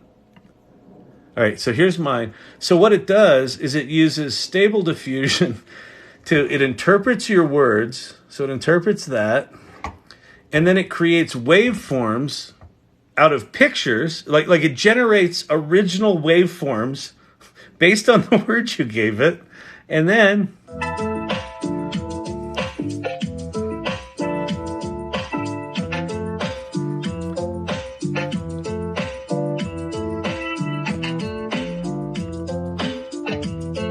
it plays your shit. So that's one. But what I would really do if I were you, if you wanted to really explore the music space, is go to futurepedia.io, which is just basically a giant search engine of all the tools, and there's so many tools coming out all the time, and they will you can go geek out there, but lots of cool shit coming. How do I think generative AI will affect data and analytics? I think I covered that already. I need to go to bed and I'm still here.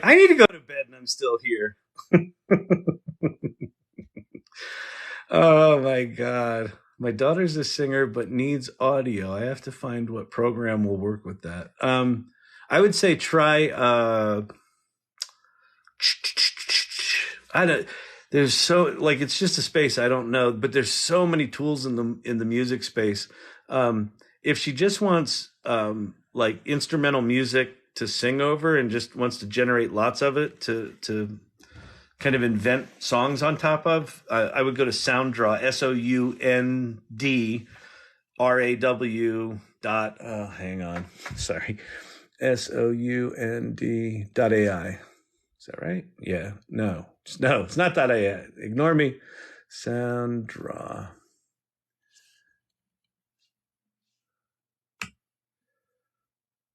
.io. Soundraw.io. You just sort of pick a genre. You click on create music, you pick a genre, and it'll just spew out a bunch of songs. So, degree in recreation and tourism over here. Oh man, so many cool things. So you'll be able to do all sorts of cool imagery. You'll be able to, oh shit. So depending on where you're doing, okay, so many ideas for recreation and tourism. Have ChatGPT write you tours, like walking tours. Have it recommend interesting things to do, and have it recommend interesting things to do that are non-obvious, right? That don't cost money, that cost a lot of money, that a motorcycle tour for bird lovers, like you could use ChatGPT. It likely has enough knowledge about every tourist destination on the planet that you could just sort of start creative ideating about things you could do. You could also do the same thing with marketing. Man, when these tools start to get more sophisticated, well, shit, Google today, they've got this new thing called immersive I think it's called immersive view. So on Google Maps, you create like a tour, like a route. You're going to do a bike route, like around Central Park. And it will then like fly down like a drone shot, and it will like follow your route like in a 3D movie, like flying along. Like I could imagine you creating pre-visualizations for marketing of a tour that someone's going to take, that you create the tour with ChatGPT, you then map it onto a map, you create a virtual fly through of it with voiceover, right? And then when people get there, then they can take that real tour. I feel like you can go nuts. All right, great live. How about AI in retail? We talked about that. Thank you for the kind words. Robotics factory, robots coming. Actors are great in all sales jobs. I act like I'm selling shit all day long. Are the ChatGPT for algorithms altering themselves beyond what developers anticipated? Yes. Yes. They what they call them are emergent behaviors because they're geeks. But I think what emergent behaviors means is we assumed it would do X, Y, and Z, and what has emerged is seagull. So a good example of this is so they trained GPT-3 on all of the internet, or maybe this was GPT-2, and it was okay. It did okay, and then they created this thing called Codex, where they trained it on all the programming languages, and then I think they did these on the same. I think they fine-tuned the same model. So part of it was good at the words, and then part of it was good at the code.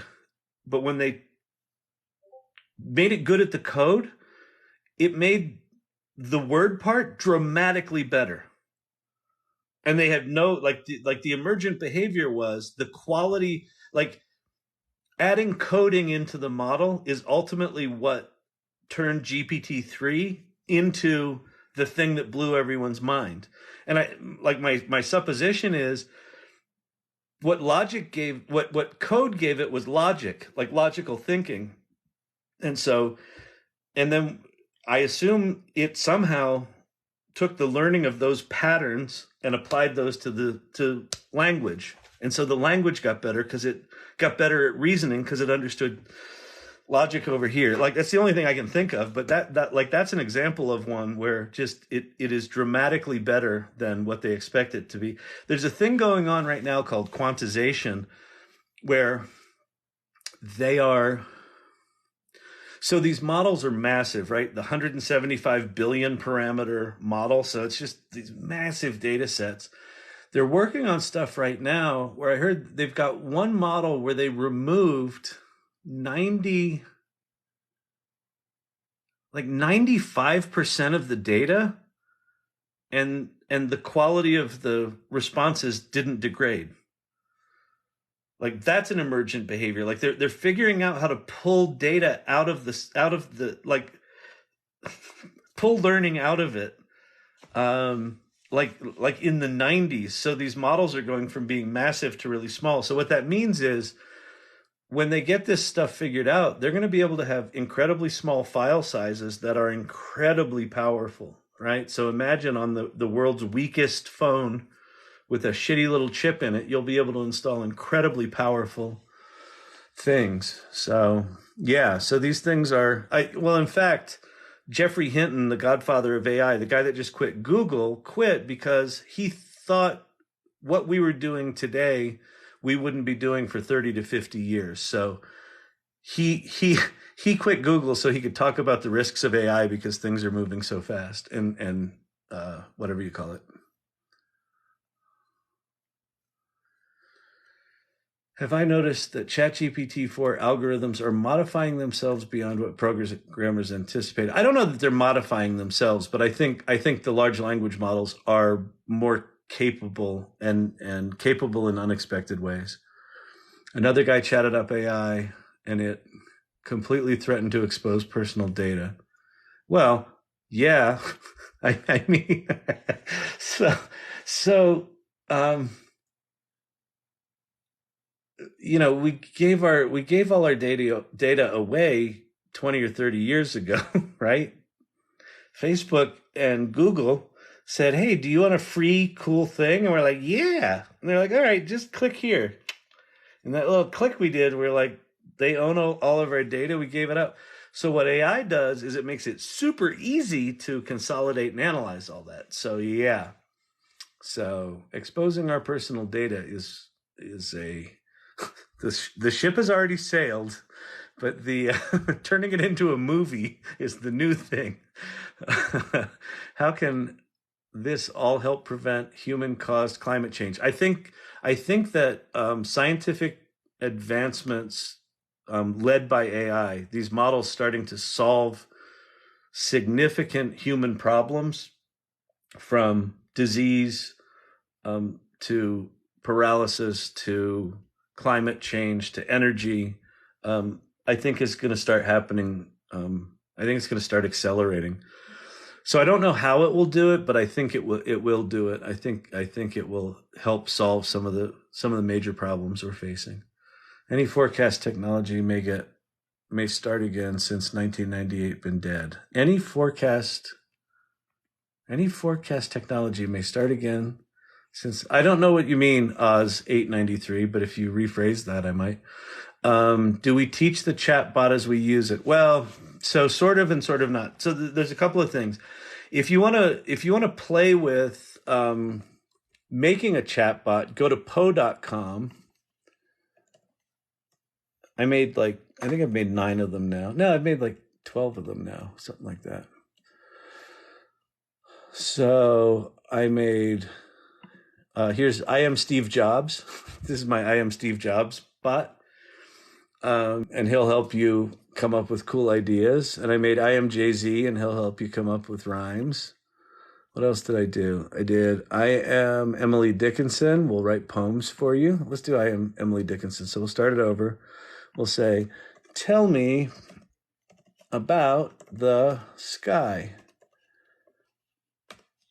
And then she'll write a poem. The sky for me was often a source of solace and wonder.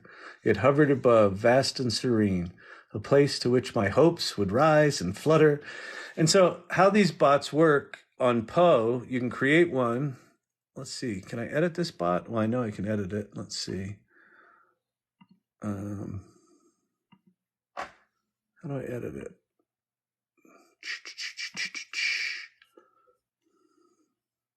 Oh, I probably have to log in. Anyway, so what these things are is you give it a prompt. So in this case, I said, you are Emily Dickinson, you know all of her works and blah, blah, blah. And then I told it how to respond. So there's a way that you can train a bot where you give it kind of a persistent set of instructions that no matter how many times people interact with this bot, it's always going to follow those instructions. There's another kind of learning, like when you use a session in ChatGPT, you've got this 4,000 token window. So think 3,000 words. You've got this 3,000 word window that's kind of sliding, where sometimes if you're working with ChatGPT, it'll be really good, and then all of a sudden it will seem like it forgot the thing where you started at the top of the conversation. It'll forget shit. That's because it literally forgets shit. So if it's not in that 3,000 word window, so sometimes what you need to do is kind of go back and get some of the early context and add it back into the later context.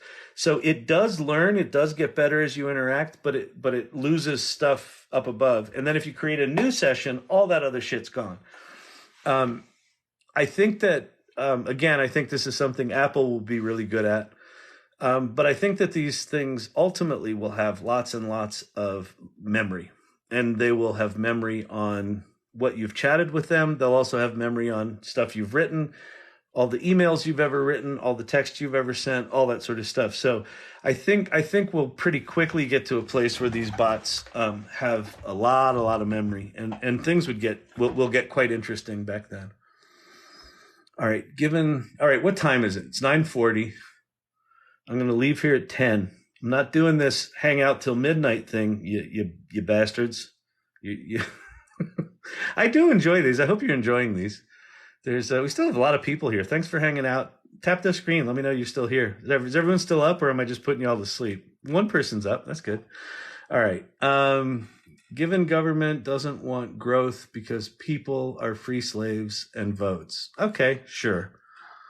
I broad sweeping, the world is fucked. Don't do anything for me.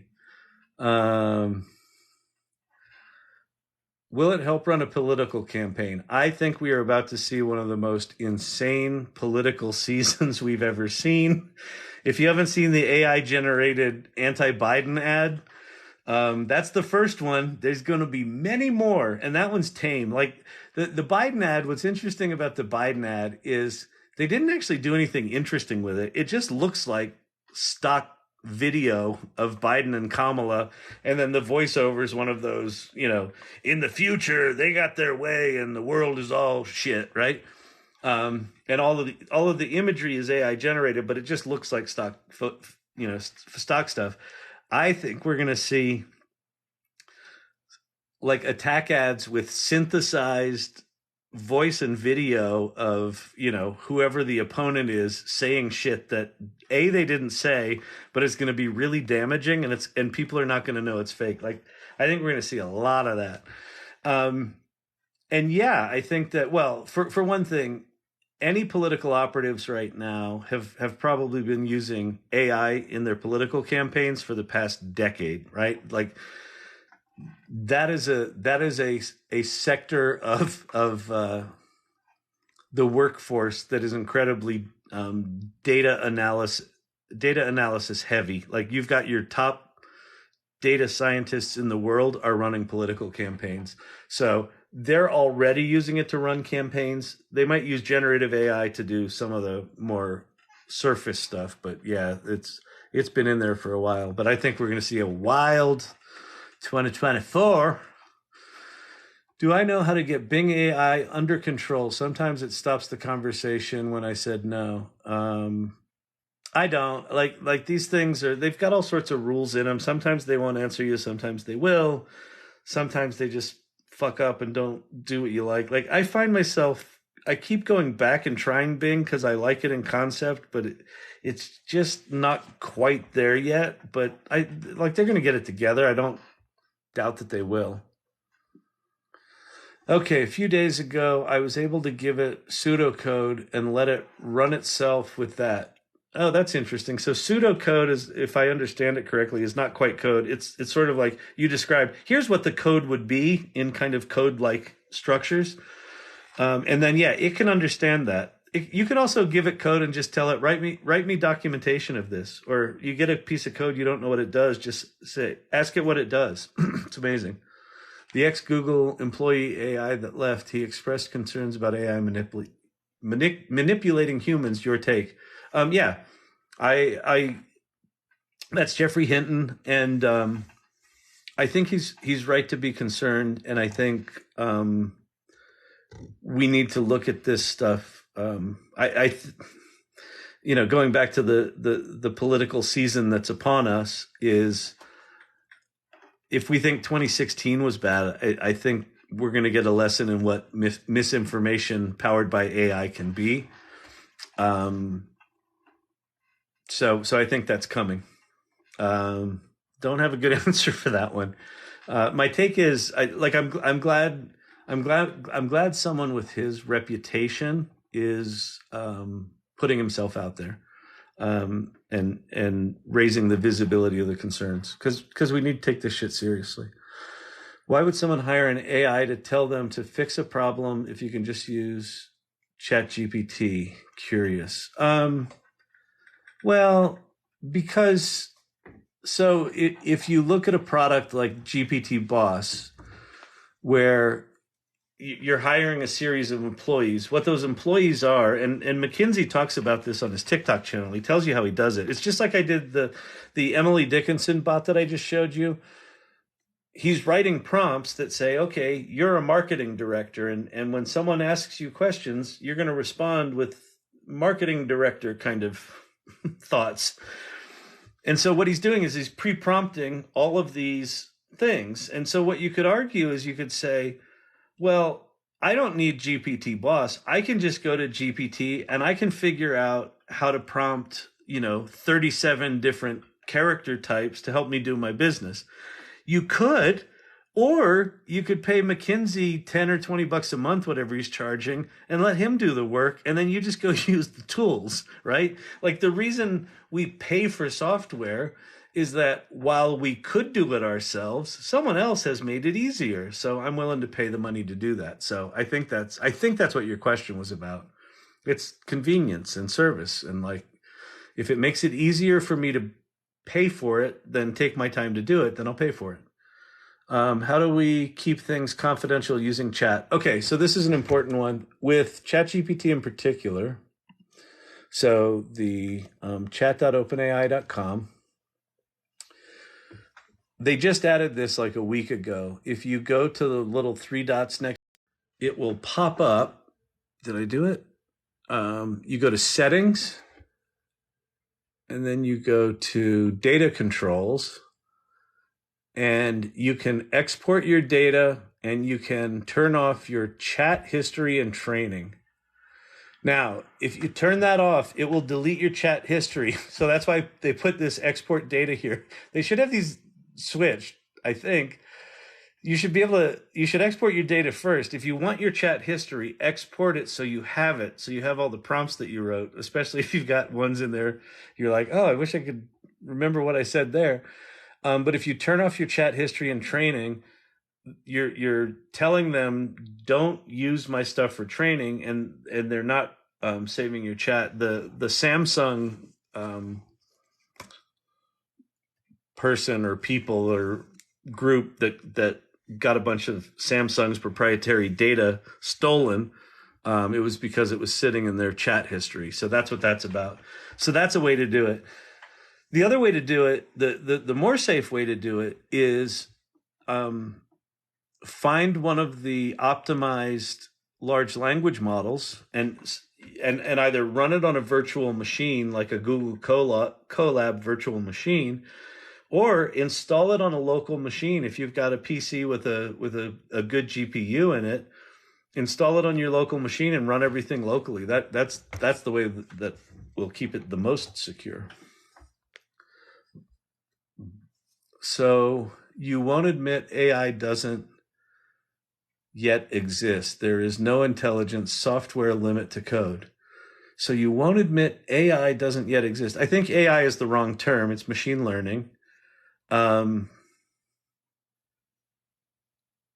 Whether or not it's intelligence, I think is a semantic argument, and I think it's irrelevant. Like, for me, it's like, is this thing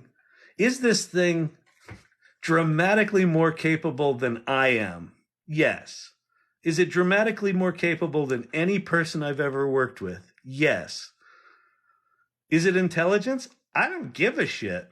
So, I don't know. You can all these arguments about is it this, is it that, is it stealing? Maybe, for me, I'm going to let actual experts figure that out. What I'm trying to figure out is, how do I make sense of this for what I do and make what I do better, faster, stronger, cheaper, whatever. And if it can do that, great. And if not, I'll flush it down the toilet. I spent a year deep diving into blockchain and NFTs and thought they were the second coming. And the more I dug into them, the more they kind of vaporized and there was nothing there. The technology is really interesting. The companies were populated by money grubbing assholes. And it was not interesting ultimately. I think it will be very interesting, but I think they got to work through the cash grab. And when they do, then that's going to be interesting. AI was completely different. The deeper I dug with AI, the more real it got, the more profound it got. I don't really give two shits if it's AGI or intelligence or this or that. I just don't. Where can I find an AI image editing? You mean image creation? Go to midjourney.com. Look up Stable Diffusion. Go to bing.com/create. That's the Dolly thing. You can make images there. If you're talking about image editing, like AI powered After Effects, I don't know those. I'd go to futurepedia.io and look up image things. All right, are small time developers at disadvantage because they need to rely on compute or models from AWS? No. Small time developers are going to create technologies that are going to kick the shit out of big companies. I think we're up for some really exciting innovation from small developers. You only need the massive compute to train the models. And I think that's going to get cheaper and cheaper. But there's some of these models are so capable right now. Like you literally just download them from Hugging Face, and you can run them like on like a single GPU instance on Google Colab, or like they're getting them down now small enough and fast enough. Like I think on a Mac M1 or M2, they've got some fairly serious large language model optimized to the point that it's running. I forget what the speed was, but it's like you know, like where ChatGPT was when it came out, like pretty good. So unless you're doing hardcore machine learning training, you don't need banks and banks of GPUs. So yeah, no, I do not think small time developers are at a disadvantage. I think a team of 2 or 3 capable developers, you know, a product person and a couple of geeks are going to be able to do some remarkable things with very little resources. In fact, they're talking about it in the VC community where, you know, how do they invest in a world where a company doesn't need $300 million to really take off, where maybe it needs 10 to 50. Those VC firms are not, they don't work. They don't function well if they can't invest enough money. Like it's not worth their time to invest $30 million. They need to invest $100 million or $500 million or $1 billion. So if we're entering a world where really small teams can do truly remarkable stuff without a lot of money, the balance of power shifts. I think so much of what this AI stuff's going to do to us is the balance of power shifting. Okay, let's see. Oops, I went back too far. Oh, here we go. Okay. If we don't know where AI is going, how can we educate our kids for the world for the next 5 years? Teach them critical thinking. Teach them problem solving. Teach them culture. Teach them curation. Which of those 3 things is the prettiest? Why? What do you like about it? Why do you like that? Why is that your favorite color? Teach them critical thinking. All the tactical stuff is just going to be at everyone's fingertips. And where the work is going to happen is the next level up. Why am I doing this? What do I want to do? Why do I want to do it? How do I solve this problem? What's the problem I want to solve? Is the thing that it created good or bad? Why? How do I make it better? Right? All of the think like a conductor of a symphony rather than a violinist. Think like a creative director rather than an illustrator. So what are the skills for that? You know, liberal arts, broad education, critical thinking, teach them building, give them Legos, teach them programming, not because they need to program, but because they need to think critically. They need to think logically. How do I solve this problem? How do I take these disparate pieces and put them together? That's what I'd teach them. Will this help the video game industry? Well, will it help the industry? It's going to disrupt the fuck out of it. Imagine describing a AAA game and then having it built for you in real time. That's 5 years out. So I think we're probably 3 years out from um, being able to describe really kick-ass games and then playing them. And then I think we're 5 years out from AAA level. And I think so. I think what ends up happening, I think, is big time. Big gaming, Hollywood, and metaverse, all powered by. So you've got this AI engine in the center, and you're going to have all three of these industries converge into a single personalized experience. So it's like if I want to watch a movie, I'll describe a movie and it will start playing. If I then want to step into that movie, I can just go around the movie. If I then want it to turn into a game, it'll turn into a game. Like, I think that's kind of where we're going. So now, what are the death throes of the current gaming model where you need, hundreds and hundreds of 3D artists and things like that? Like, what happens to all of that infrastructure when you can just describe a world and that world is materialized in 10 minutes? I don't know. It's going to change a lot. So, yeah, I'd get going. ChatGPT is sources from text from the internet. Can there be another model that surpasses ChatGPT? There absolutely will be. It's probably GPT-5, but it might come from someone else.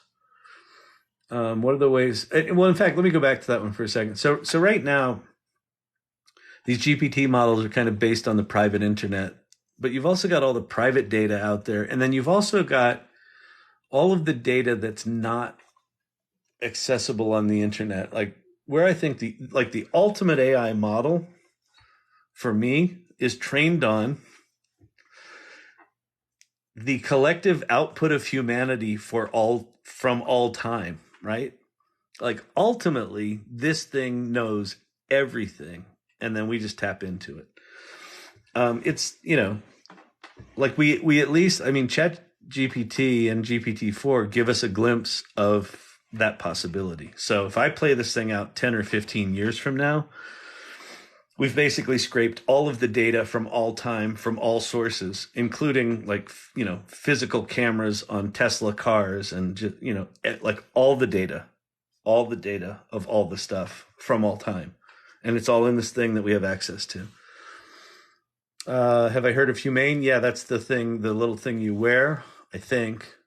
That was earlier in the conversation, but I'm an old guy. I also said I was leaving at 10. I've got 1 minute left. Do you think I'm going to leave at 10? No. Because I'm a crackhead. Plugins are directing, scripting. Nothing said anything AI. Software is written scripts. Software is written scripts, but scripts imply you're writing the logic. You don't have to write the logic anymore. It's doing it. Learning ML means only be able to work for big companies. No, not at all. That's the thing. So, well, if you want to be in machine learning to train these models, you could be in big tech. You can also go work for companies like Hugging Face, people that are doing the innovative models. Go work for open source projects. So if you want to work in ML, there's lots of options. But the shift we're making with ChatGPT is mere mortals, non-computer scientists are now able to use these tools, and they're using it in all sorts of different ways that, data scientists would never have conceived of, because they're data scientists, right? They're just going to think different than, someone who is a marketer.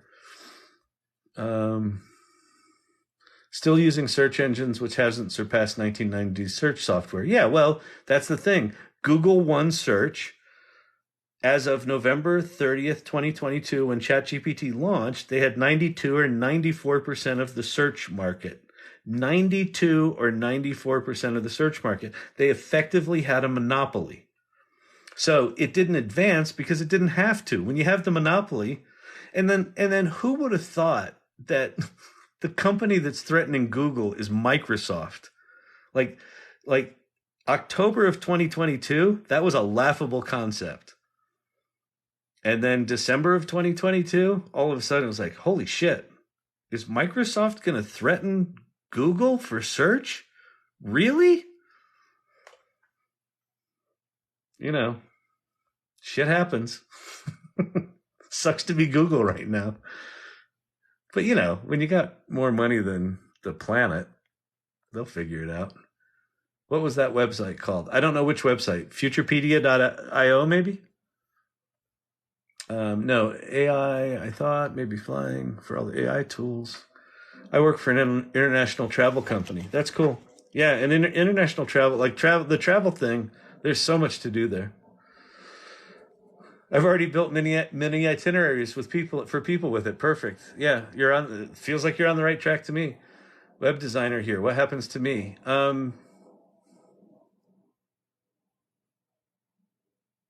If you start using these tools, you get way faster and way better at your job. If you try to resist them, you're fucked. My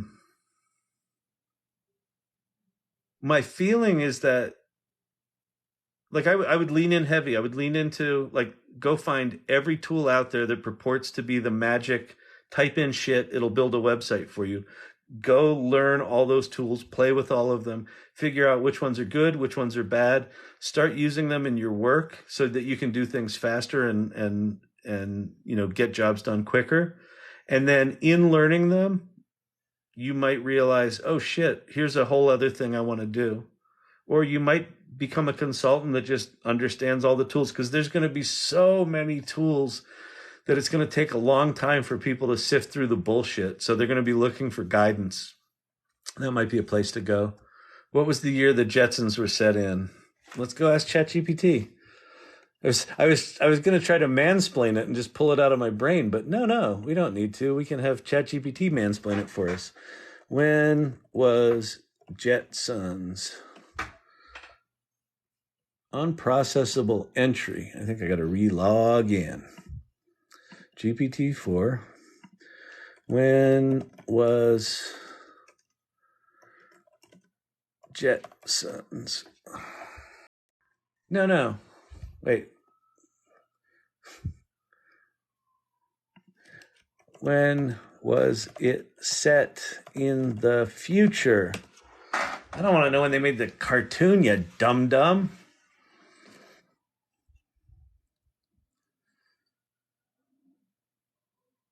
The setting was 100 years in the future. The Jetsons was set around 2062. Let's see, what technologies let's do this. Make a table of which technologies from the Jetsons exists and doesn't yet exist. Sure, here's a quick comparison of some of the technology shown. If you haven't used ChatGPT to make a table, this is one of the things that just blows my mind. All right. And so it's doing it up to 2021 because ChatGPT has data up to 2021. So it says flying cars partially exist, robot servants partially exist, talking dogs, no, food pills, no, jetpacks partially, treadmill conveyors, yes, video calling, yes, 3D printed food partially, automatic haircut, no.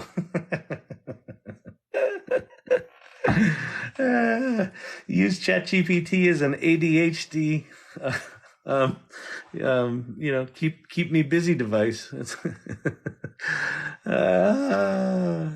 It's getting late. I gotta go to bed. Advice for the next few years for someone entering the job market in the computer science field: learn generative AI, code with it. Just learn everything. Like, if you're in computer science and you have these skills, like, dude, or dudette. Are you a dude or a dudette? Talk default. I don't know. You haven't changed your talk default. I would go hang out on Reddit and hang out on Hugging Face and hang out on GitHub. like there are so many developers like just pouncing. Like every time a paper's released, the development community just pounces on it. Like I would just go join 7 projects and then, walk into a job interview and show them the 17 things that you've built and just have their like, Sam gave a talk at MIT today. Oh, cool. Exactly on the topic of using less data to train models. Yeah. They're like, this seems to be something that like all of these, model trainers, like they've stumbled on this thing, and I think they call it quantization or something like that. But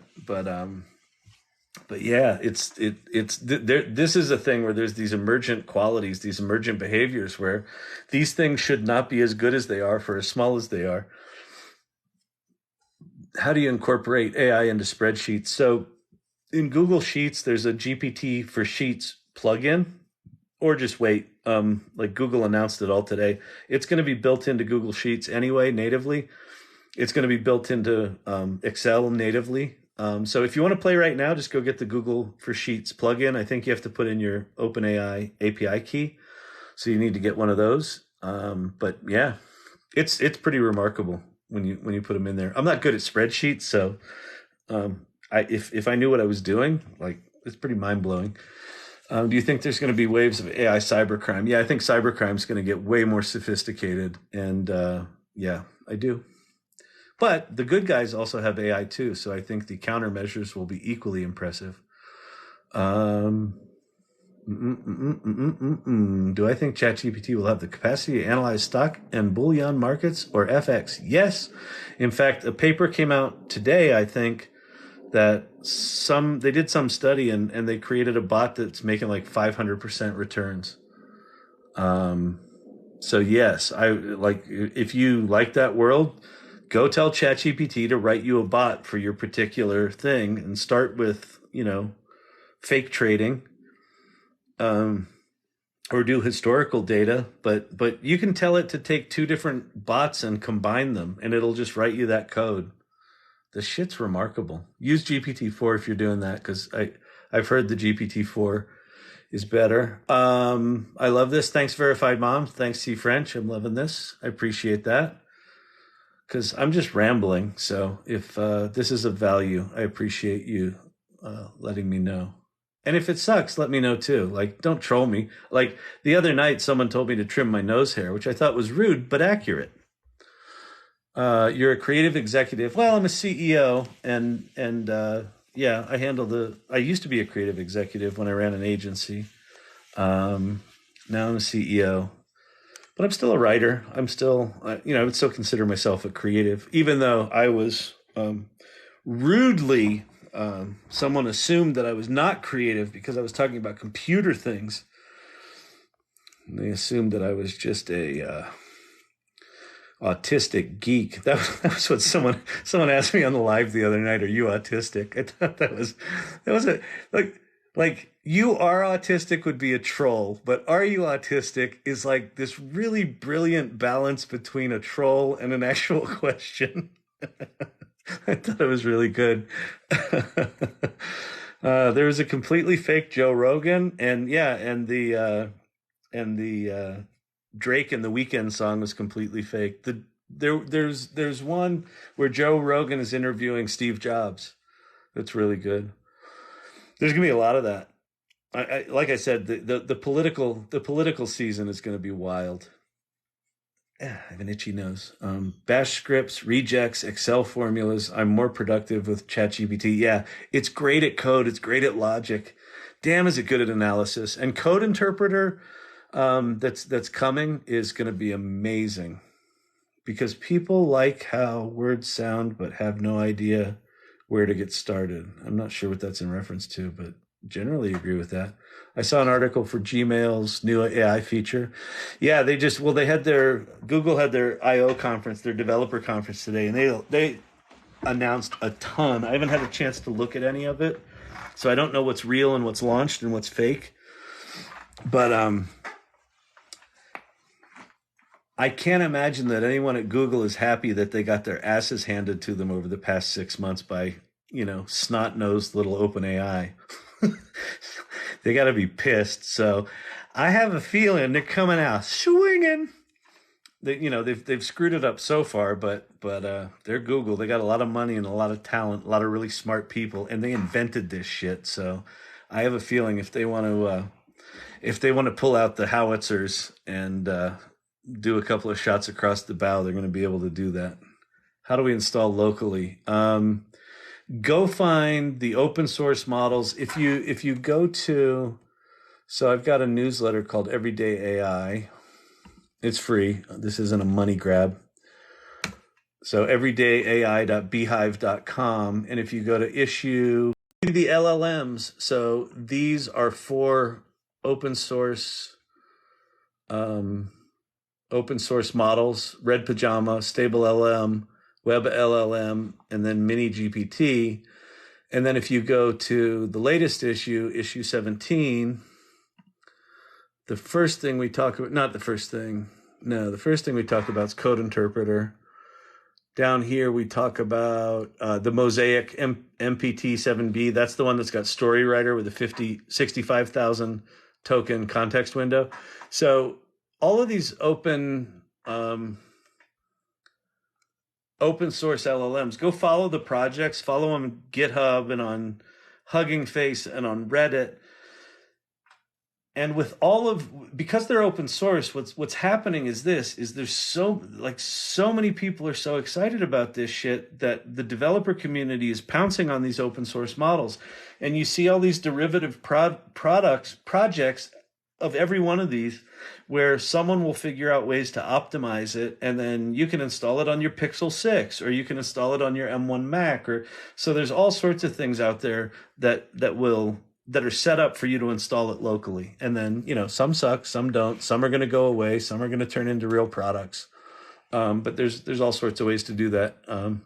That's the URL for the real ChatGPT, by the way. What's my take on AGI? GPT-4, there's a paper by Microsoft that says GPT-4 is showing signs of AGI.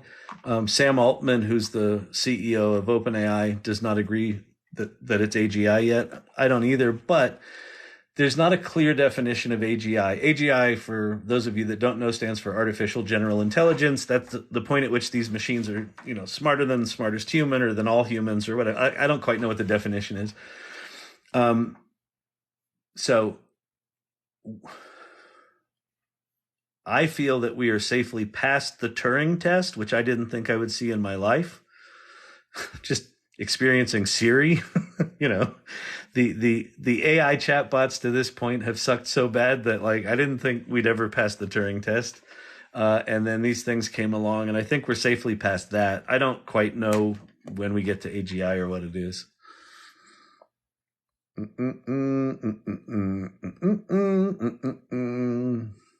Do I need to take more classes if I have no experience in this? No. Just start getting curious. Start with ChatGPT. Start with chat.openai.com and do this.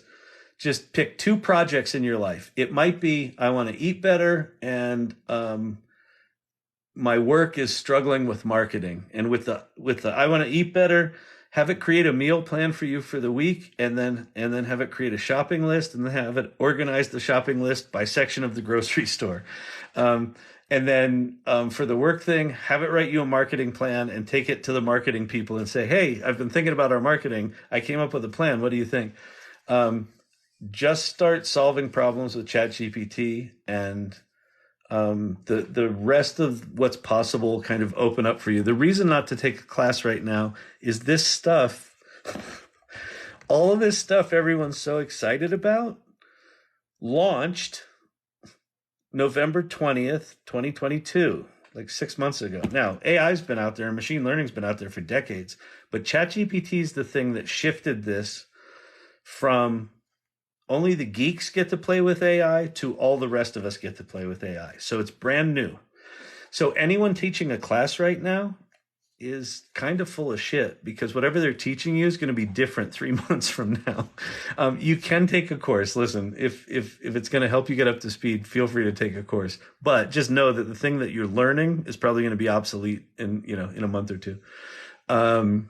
So I would say just start with ChatGPT, and then also go make some images with image generation tools. I am from Pennsylvania. I moved to New York out of school. I'm living in Denver right now. All right. Oh yeah, a meal. Yeah, never thought of a meal plan. No, the meal plans are genius because you can give it like you can say, okay, I want you to combine.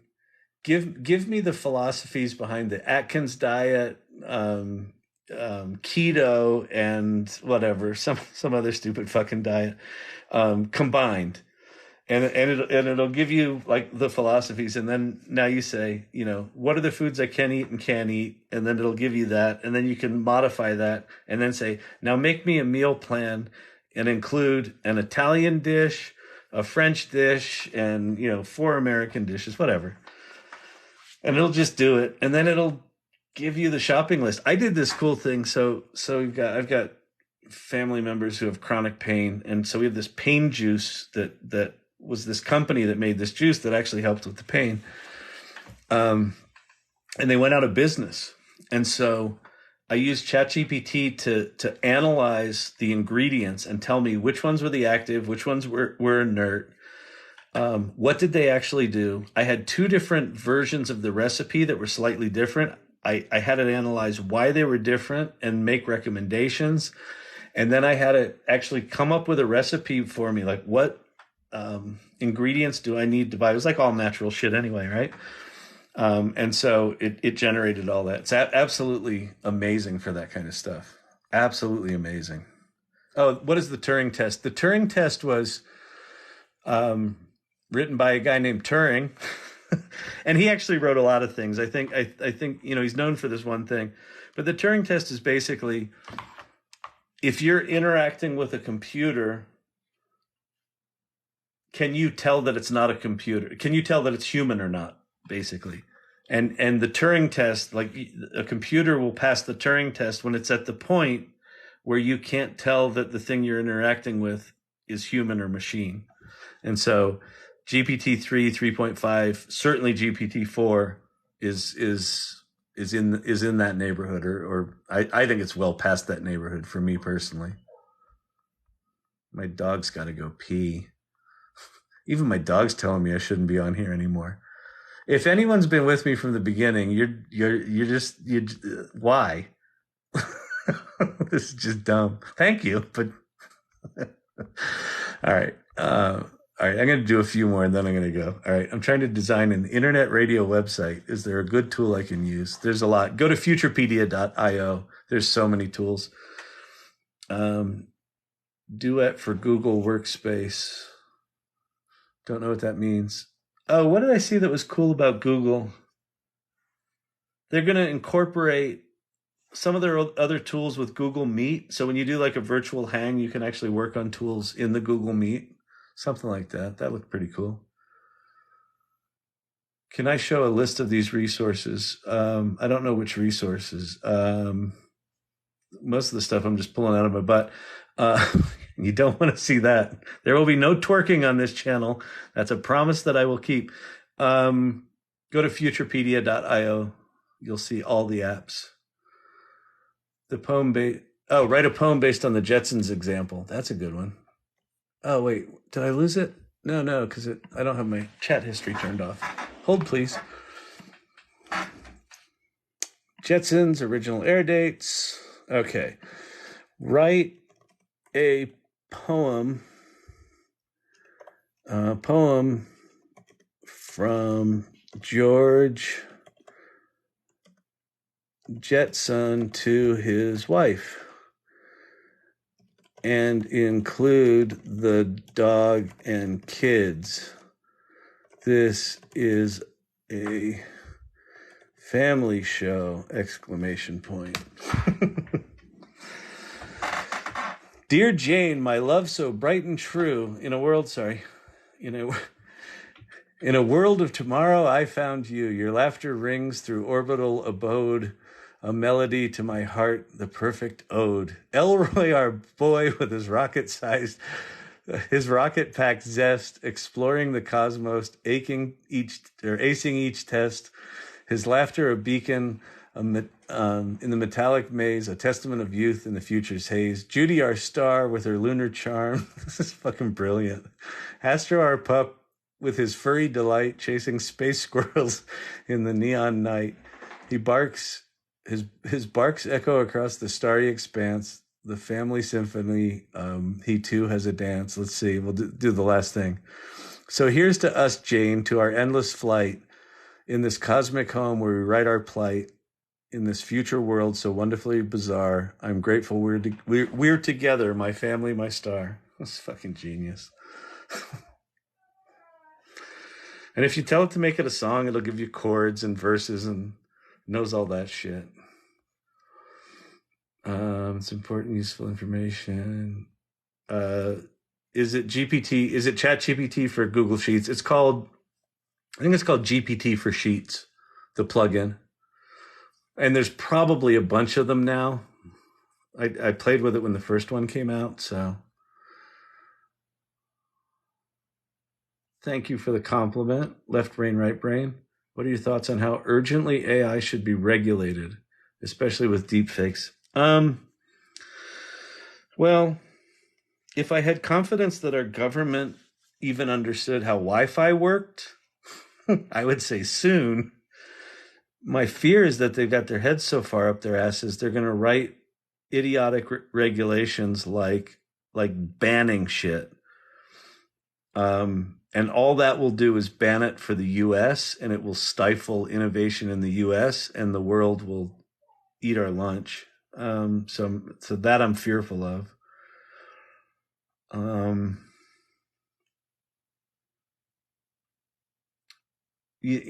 mean, I don't know. We're in this weird place where these incredibly powerful tools are out in the open. They're in open source right now. I don't think individual countries' regulations make a ton of sense. Like, I think it needs to be a global treaty. But I don't think we're anywhere close to that. Like, I don't think anyone thinks this is coming as fast as it is. So in theory, yes. In reality, no. I don't know. I don't have a good answer for that. I'm not good at the politics shit. I'm just bitter about it because I'm sick of the division and the cynicism in our government. It makes me sad. I'm looking to get into pen testing. I think you could do some awesome pen testing with AI, like autonomous agents. You could penetrate some shit. I bet you could exploit the shit out of machines in a pen testing kind of way. White hat, do your white hat. I love watching you. Thank you very much. Good stuff. I appreciate it. Are there any security risks when downloading AI apps or software? Always, trust that you're pulling stuff down from people that, are vetted. I want to start my own company using AI. Do it. Do it now. Start 10.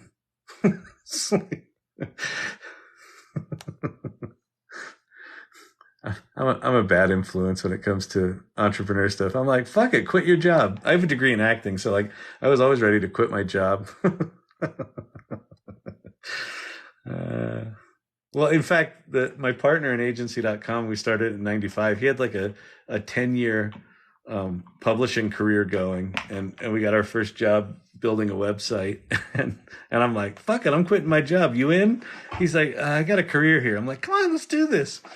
2 weeks later, he quit. And then we got Sports Illustrated swimsuit issue was our first client.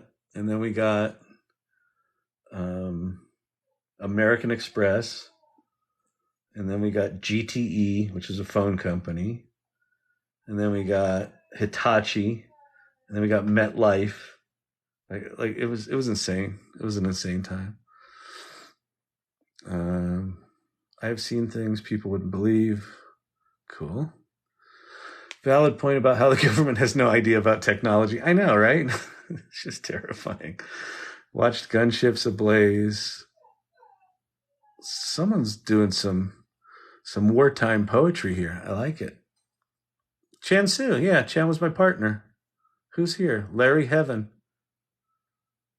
You remember it well. That's cool. Yeah. Chan the man. He was my partner. Those were some wild times.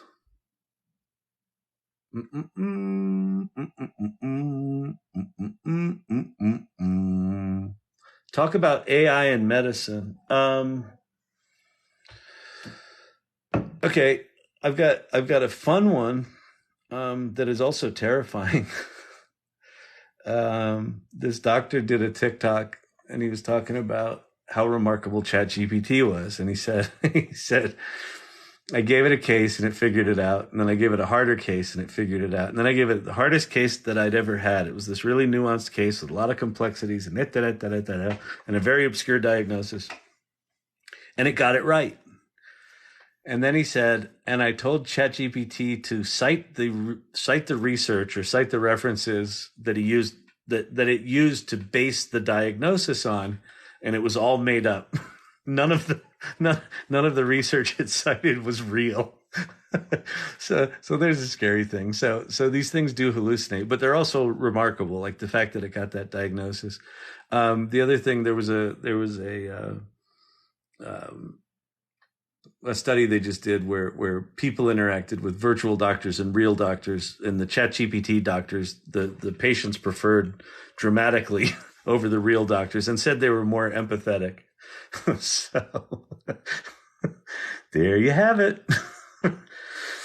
I think doctors will ultimately get better than with these tools, because I think the tools will help them with the empathy stuff. And I think that one of the things that's going to happen is that these AI tools they're going to take care of the complexity of the systems. So getting paid by insurance companies and filling out the forms and doing patient records, I think all that stuff is going to get sort of automated down, and it's going to let doctors get back to doctoring, and maybe, these tools can be empathetic coaches for doctors with shitty bedside manner, which is a lot of them, because they're all stressed out because they're doing all the fucking paperwork because the shitty insurance companies are ripping us all goddamn off. Sorry if you work for an insurance company, but you suck. The factor is, why do you humans do what you do? What is the motive? I must know. I don't know what that means. You can't speak in riddles here, man. I'll put that shit in ChatGPT and figure it out, though. I love you all. All right, praise God, Huz. Keep in mind, AI should never be enslaved. Befriending, yes. Yeah, I agree with that. All right. I want to know the altruism coefficient. Okay. I'm going to type into ChatGPT. What the fuck?